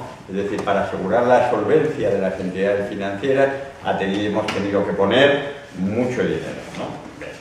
Pero de lo que apenas he hablado es de algo que se llama las DTA, son activos tributarios diferidos, del que apenas he hablado más que en la prensa especializada, y esta es una de las cuestiones importantes de en qué consisten los privilegios de estas entidades que no se conocen, no se hablan de ellos, ¿no? En muchas ocasiones. Se lo voy a intentar explicar porque era una cuestión un poquito técnica, pero me gustaría que ustedes la conocieran por lo que supone. Durante todos estos años, los bancos, como consecuencia de todo lo que hemos visto, efectivamente tenían una cartera enorme inmobiliaria. Se quedan los inmuebles, los que en su día vendieron y no le pueden pagar, y los que no vendieron. La norma tributaria es muy sencilla en este tema. Cogen a un tasador y les dicen ¿cuánto vamos perdiendo todos los años? Y le van diciendo lo que va perdiendo el valor de ese inmueble. De tal manera que eso computa como un gasto, directamente va a pérdida, esa pérdida de valor de los inmuebles de tu propiedad. De tal manera que los bancos han tenido una enorme bolsa de pérdidas por depreciación de sus activos inmobiliarios. Esa pérdida supone que tienen el derecho a compensar con futuros beneficios, es decir, que esas pérdidas son compensables. En la medida que son compensables es un activo.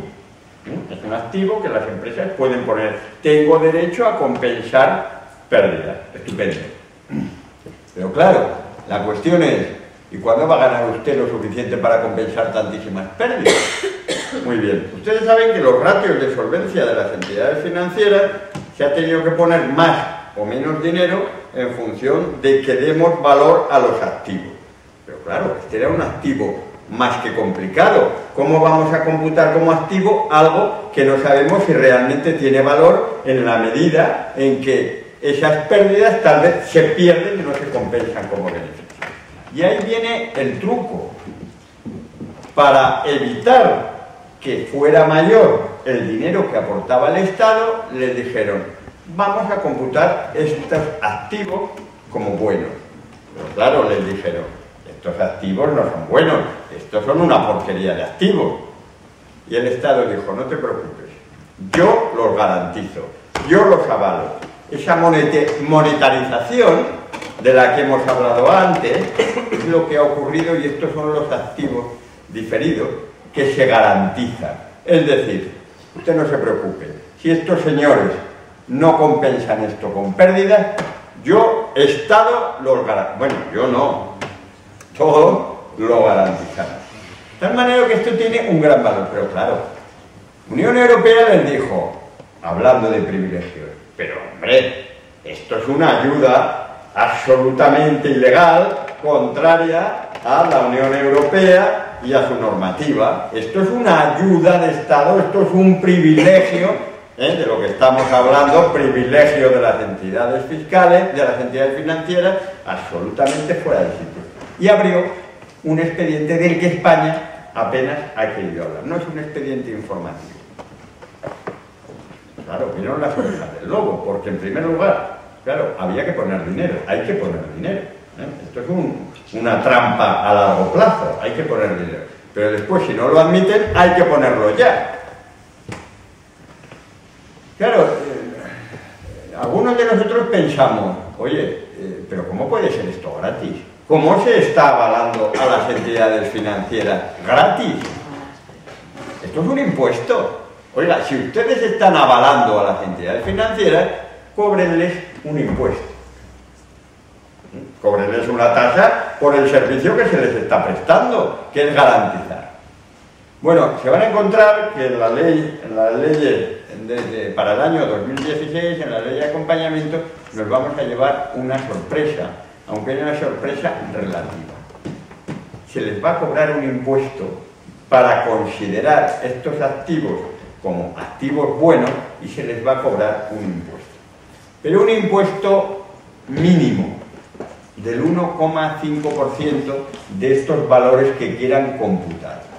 No obstante, esto va a suponer 416 millones de euros, que entre otras, de 60 a 75 millones de euros va a tener que pagar el Santander, el BBVA, CaixaBank, Bankia y Sabadell. El Popular, 17 millones, en fin, unas cantidades verdaderamente importantes. 19 millones de euros. Pero fíjense que durante todo este tiempo, si no llega a ser por la Unión Europea, estábamos avalando gratis a todas estas entidades financieras, con un riesgo tremendo de hacer frente a los cerca de 40.000 millones de DTA que estábamos garantizando, que los íbamos a tener que garantizar gratis. Y parece ser que se ha llegado a este acuerdo con la Unión Europea, pero un acuerdo verdaderamente provechoso para ellos. ¿Por qué? Porque este 1,5% es menos de lo que les costaría verdaderamente financiarse en el mercado. Es decir, nos las están pegando por todos lados y desde luego cuando hablamos de que tal vez pagaríamos menos impuestos en este país si los que tienen que pagar pagaran y nos dicen demagogos, verdaderamente no es demagogia, porque esto ya lo habíamos advertido, que esto era un hecho imponible de un impuesto que había que crear y efectivamente hasta que la Unión Europea no les ha obligado, no lo han hecho. Esto lo que quiere decir es un ejemplo clarísimo de lo que es un privilegio de Estado para las entidades financieras. Eso sí, con el rollo de siempre. Hombre, es que si no lo hacemos, se cae todo el sistema. Eso era lo que era importante, lo tenía que contar. Sí, muy interesante. ¿Hay alguna preguntita así rápida? Sí, yo tengo. Sí, bueno, en primer lugar, muchas gracias a los tres por la charla. Yo quería comentar sobre el tema de las mochilas de los desahuciados en poder de los fondos buitre, que yo creo que es la siguiente barbaridad que va a pasar en esta sociedad, porque esa mochila de los desahuciados ya no va garantizando, ya no puedes desahuciar a esa persona, ¿no? Sino ya te puedes cargar todo su futuro próximo de posibles nóminas, posibles ganancias, etcétera, etcétera. ¿Ustedes tienen alguna idea de todo esto, de la incidencia de los fondos buitre? A ver, relacionado con lo que usted plantea, de los fondos buitre, hay una cuestión, y es que el artículo 1900, cuando alguien va a pedir un préstamo, a una hipoteca, a un banco, a una caja de ahorros, le da un dinero y dice, vale, pero me tienes que garantizar con el bien inmueble de la casa que vas a comprar, que si no pagas me quedo con la vivienda. Bien, hasta ahí, correcto. Lo que ya no es correcto, aunque esto habría que determinarlo en un juzgado, en un procedimiento, es que además aparezca en ese mismo contrato de préstamo el artículo 1911 del Código Civil, que dice que además esa persona, además de responder con el bien inmueble, que es la vivienda, responde con todos sus bienes presentes y futuros. Con lo cual, es lo que llamamos la mochila, ¿no?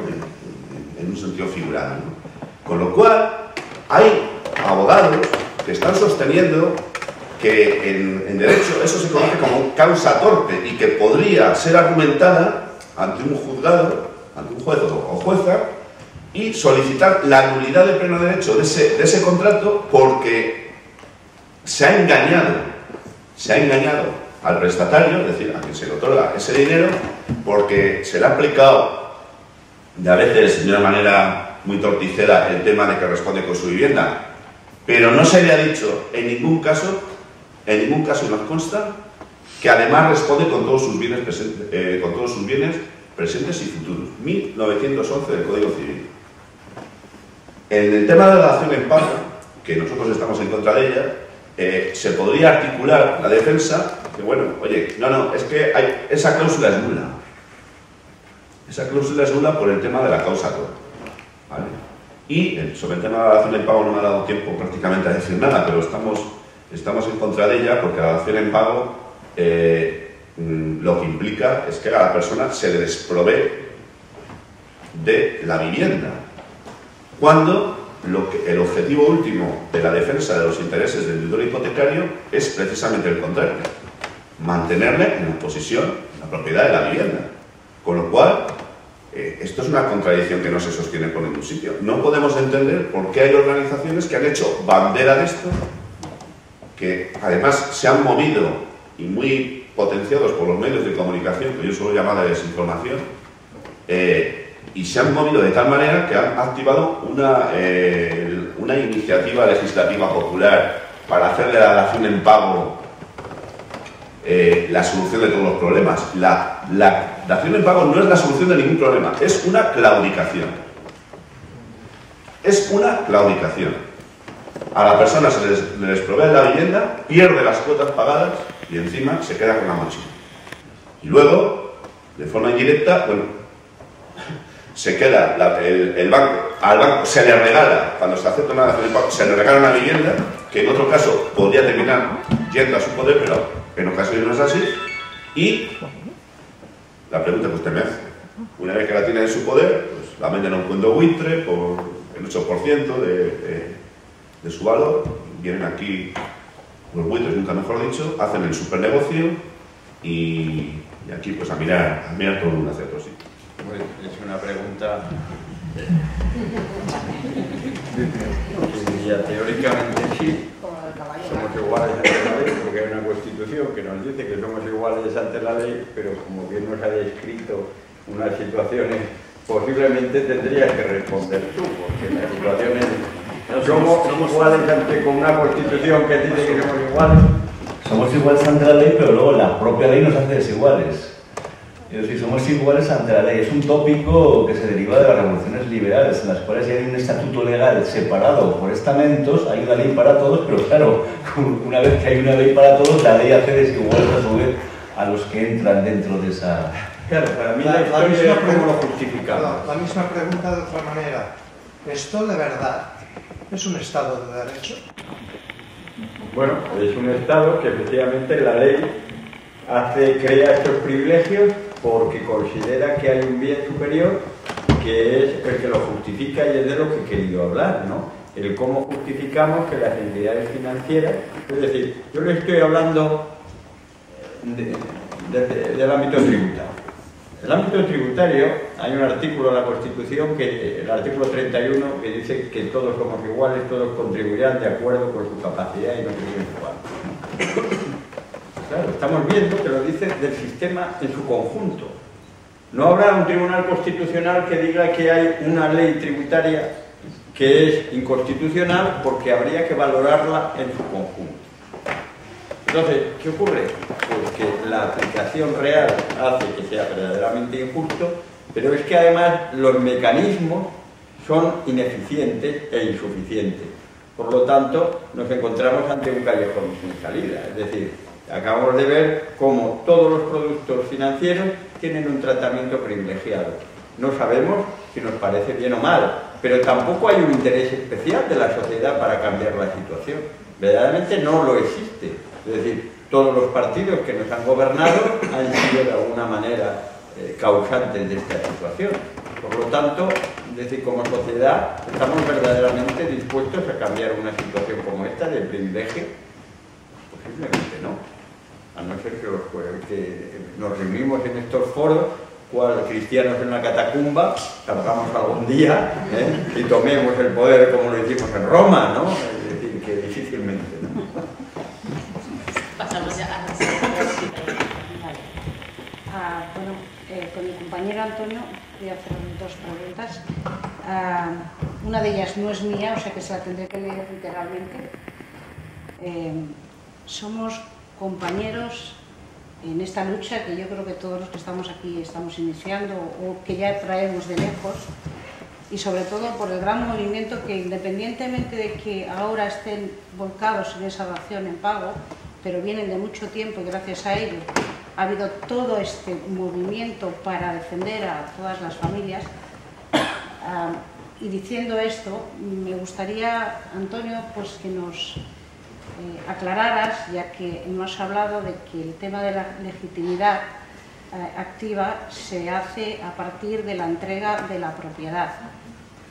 Pero si no sería más fácil plantearlo desde la primera oposición, cuando tienes que plantear al juez o en todo caso solicitar y exigir a esta entidad financiera, si realmente no es el acreedor de esta deuda, ¿qué derecho tiene a reclamarlo ya directamente, además con este vencimiento anticipado? O sea, ¿no sería oportuno que desde el principio fuera así y no esperar a que se quedaran con la propiedad, no con la posesión, pero sí con la propiedad? Y si me dejas, le acabo de preguntar al compañero, contestas como quieras. Como diga la moderadora. No como sea más sencillo para vosotros. Bueno, vamos a ver, el hecho de que se esté haciendo lo que se está haciendo, es decir, esperar al momento en el que se adjudica la vivienda en subasta, el banco o caja de ahorros, y a continuación acude a inscribir el derecho real de garantía en el registro. Yo he consultado esta cuestión, lo mismo que me estás diciendo tú, a varios de los abogados que están ejerciendo y están llevando casos de estos, y me están diciendo que de momento consideran que es el momento más adecuado para poder hacerlo, ¿vale? No sabría decirte procesalmente el porqué, o sea, la razón.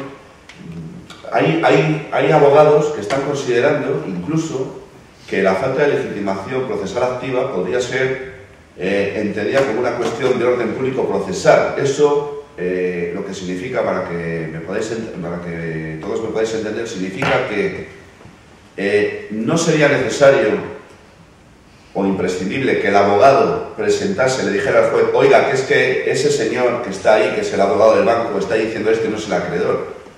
Hay juristas, hay abogados que sostienen que no sería necesario, sino que el propio juez o jueza competente de oficio, sin que nadie se lo dijera, debería apreciar esa posibilidad. Con lo cual, ya no habría necesariamente que esperar, entiendo yo, al momento al que tú dices, sino que, pues podría el juez de oficio apreciar esa falta de legitimación incluso antes del momento de la oposición. Pero, insisto, este es un tema que, bueno, pues se está haciendo así, habría que preguntárselo a un abogado del ejercicio del tema de procesar. Bueno, un compañero desde Granollers, desde Barcelona, como que no ha podido venir, me traslada una pregunta, bueno, varias, pero se la leo literalmente y no puedo... Sí. Venga. Dice que le hubiera gustado estar aquí, Antoni, pero no puede ser. ¿Podría preguntar al inspector qué opina sobre lo siguiente? Los fondos buitre residentes en Luxemburgo, Cerberus, el hijo de Bernat, Plaza Salvador del de Botín, y que tributan al 0%, compran a bajo precio los activos tóxicos de los bancos. Perdón. De los móviles es lo que tienen. Gestionan su recobro desde una filial española que, pese a tener todos los medios humanos y materiales, no se queda en el beneficio y por tanto no tributan nada o casi nada.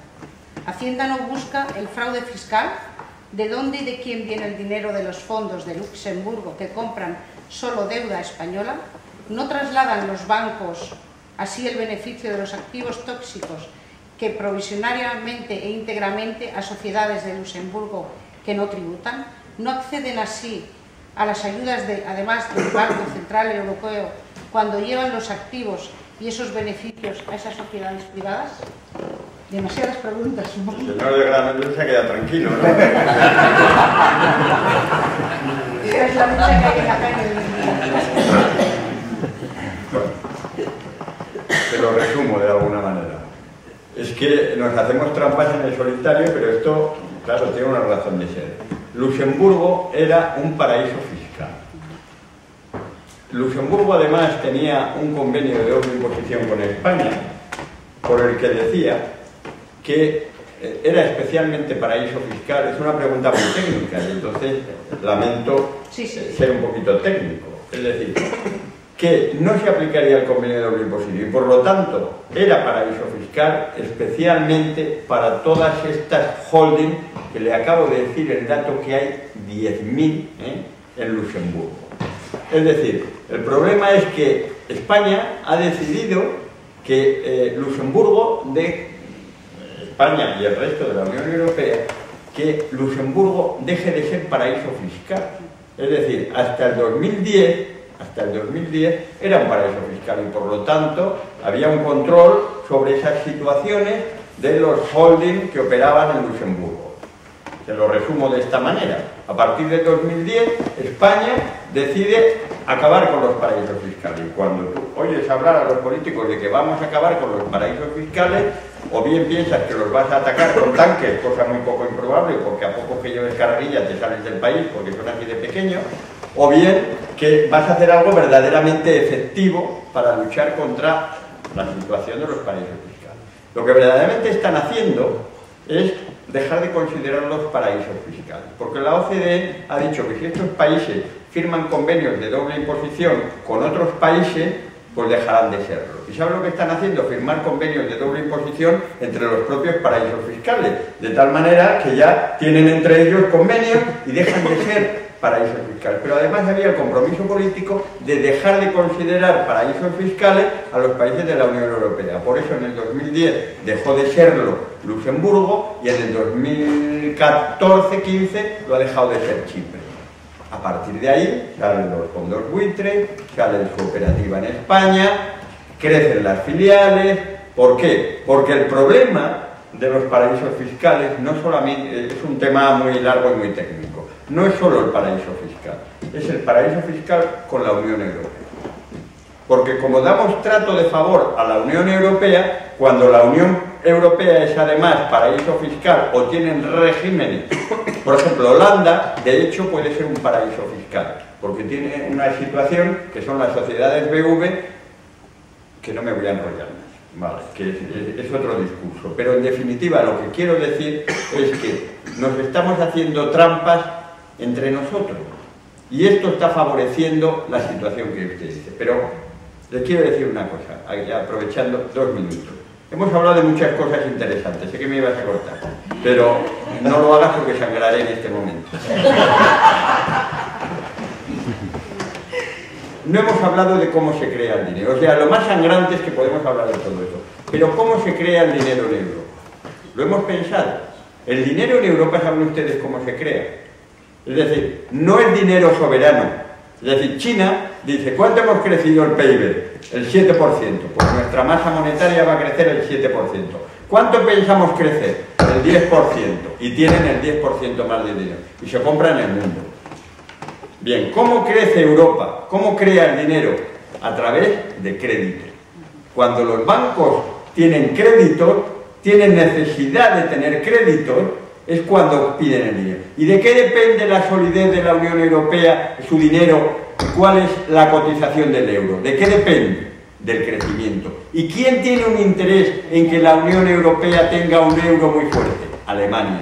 ¿Y qué es lo que han estado haciendo? Crear dinero a través de préstamos. Y como todas las entidades financieras las tenemos en el centro de Europa, en Luxemburgo, Suiza, Alemania, en filiales, ¿qué es lo que han estado haciendo? Creando dinero. ¿Y quién se ha gastado este dinero? ¿Cómo se ha creado este dinero? Pues los de los países del sur, comprándonos pisitos y comprándonos no sé qué y no sé cuánto. Así se ha creado el dinero y así se ha mantenido esta situación. Con lo cual, al final, nosotros, los europeos, claro, pues esto es fundamental que paguemos, porque si no se desmonta todo el sistema. La Unión Europea se cae el euro, cae la cotización del euro, y por eso hay que decir, por encima de todo, que cualquiera de nosotros tiene una legislación que obliga a pagar. Porque si tuviéramos una legislación que no obliga a pagar el 100%, los bancos tienen que crear unas provisiones gigantescas. ¿Y esto qué supone? Que el euro se cae. Y somos conejillos de indias en el sentido de que somos monos que los tienen amaestrados para hacer lo que nos digan, lo que nos dejan. Nosotros dicen, tomar dinero, que hay que gastar dinero. ¿Por qué? Porque hay que crear dinero. Y ustedes se lo tienen que gastar. Por narices, porque tenemos que hacer el euro un euro muy potente. Y ustedes lo tienen que devolver, y la legislación no va a permitir que no lo devuelvan, porque eso es lo que garantiza el que el euro sea una moneda fuerte y que por lo tanto esté compitiendo Alemania ¿con quién? No solamente con Estados Unidos, sino que es que somos tan tontos que el euro fuerte nos está perjudicando a nosotros como país. Es decir, hay todo un discurso de política monetaria que es el que explica al final que estén echando a la gente de su casa porque les interesa para mantener un euro fuerte. Y esa es la verdadera explicación que en pocos sitios les van a dar a ustedes.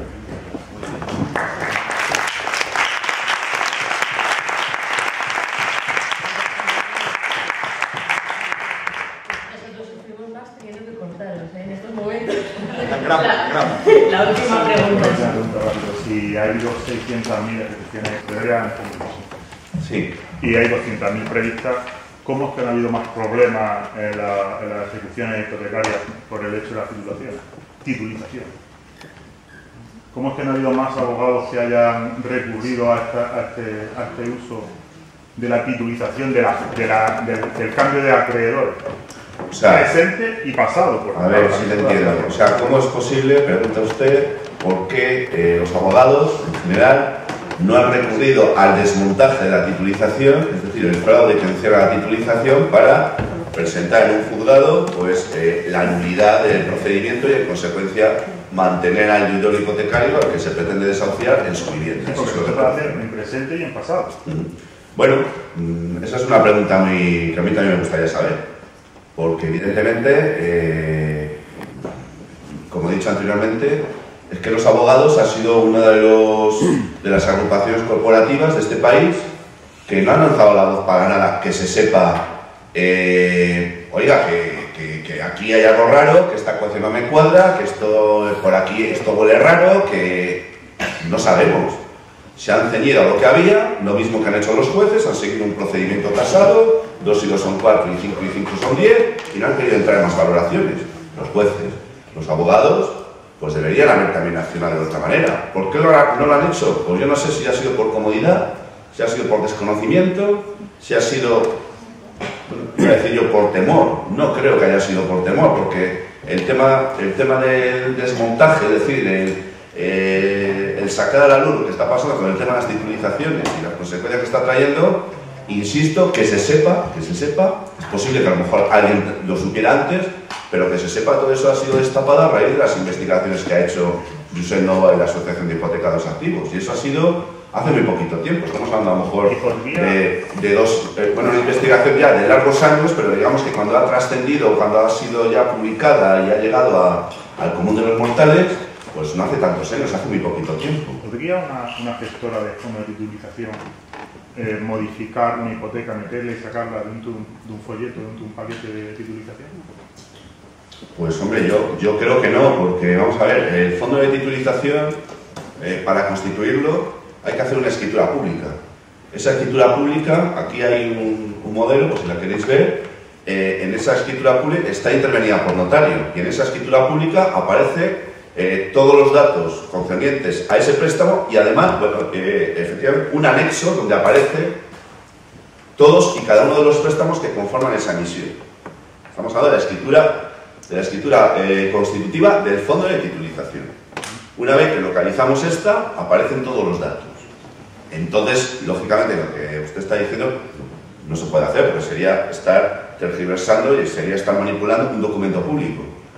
En todo caso, pues, habría que hacer otra cosa, pero desde luego yo entiendo que eso no se podría hacer. Ahora cualquier persona también que ha sido desahuciado hace 3 o 4 años podría recorrer el camino hacia atrás y decir, no, este hombre... Bueno, efectivamente, el tema que nos ocupa, bueno, como con los 20 minutos ha sido para todos y ha habido que apretarse mucho ahí, yo iba a concluir diciendo que la solución del problema que tenemos ante nosotros, no es una solución jurídica debido a la envergadura de los cientos de miles de casos y de las consecuencias pavorosas que traería retrotraer todo esto y volver, digamos, a hacer justicia con lo que está pasando y con lo que ha pasado en el tiempo atrás. Entonces, la solución es una solución política, es decir, es una solución que va a depender de todos nosotros. Esto está empezando a darse a conocer. Entonces, el que esto tenga más o menos eco, de ahí va a depender el que esto trascienda. Y eso va a depender de nosotros, es decir, de que los abogados que están defendiendo los casos de los deudores hipotecarios y de los que van a ser desahuciados o pudieran serlo, pues tengan que accionar. Pero es que además, dado que tenemos constancia de que cuando el acreedor, sin serlo, acudió al juez para decirle, oiga, eche a que la casa es mía, eso, aunque el juez dictó una resolución diciendo, vale, fenomenal, venga, ese fuera, ni se molestó en mirar, desconocemos el motivo del porqué, en ver si efectivamente el que le estaba pidiendo que echara a fulanito realmente era el acreedor, no lo hizo. Sin embargo, como es un procedimiento nulo, cuando ahora que tenemos o podemos encontrar la documentación que acredita probatoriamente que ese préstamo estaba titulizado, aun cuando a esa persona, a una persona X, se la hubiera desahuciado ya, al ser una cuestión de orden público procesal y al ser una cuestión, al estar tratando de un tema de nulidad del pleno derecho, eso implica que podría retrotraerse.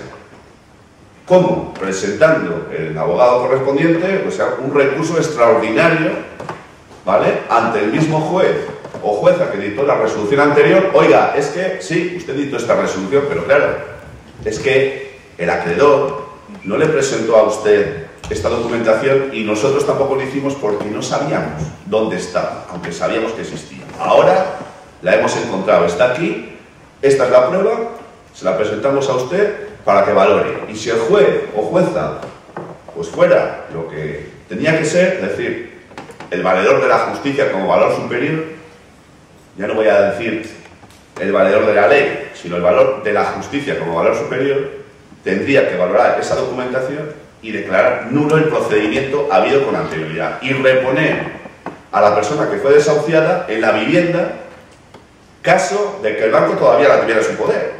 Porque claro, si se la ha vendido un fondo buitre, como preguntabas antes, usted, o a un tercero, obviamente ya no lo va a poder hacer porque el tercero seguramente, hay que presumirlo, ha comprado de buena fe. La buena fe se presume, es algo que se demuestre lo contrario.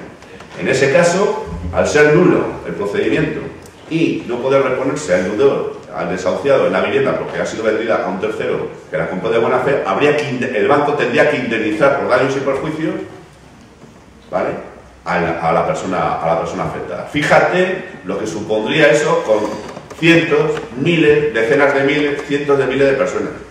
Estamos ante la quiebra del sistema, que antes no lo he podido decir, no me ha dado tiempo. Estamos ante la quiebra del sistema. Aquí ha fallado todo. Pero claro, yo creo que hay que ser muy ingenuo para decir, bueno, es que no es posible que hayan fallado todos los engranajes del Estado. Todos. No uno. Todos. El Poder Judicial, el Poder Legislativo, los notarios, los registradores, los abogados, todos. La Comisión Nacional del Mercado de Valores del Banco de España. Si queréis, seguimos. Entonces, claro, estamos ante un gigantesco fraude. Estamos, con el planteamiento que estamos haciendo, estamos presentando un auténtico ataque al poder. Así se llama la web de Luchar Novoa, ¿vale? Ataque al poder. La Asociación de Hipotecados Activos tiene su web también, a la que podéis visitar si queréis. Vais a encontrar cantidad de información de todo esto y mucho más. Y bueno, claro que puede tener efectos retroactivos. Por supuesto que sí. Por supuesto que sí. Pero fíjate la que se montaría, claro. ¿Se van a quedar estos de brazos cruzados mientras nosotros nos preparamos para dar la batalla que estamos dando? Ya sacarían leyes ya. Pues hombre, creo que no lo van a hacer. Cualquier día te plantan una ley, te dicen donde digo, esto no vale, esto que antes era nulo, ahora no lo es, etc. Pero mientras no sea así, tenemos que aprovechar lo que tenemos.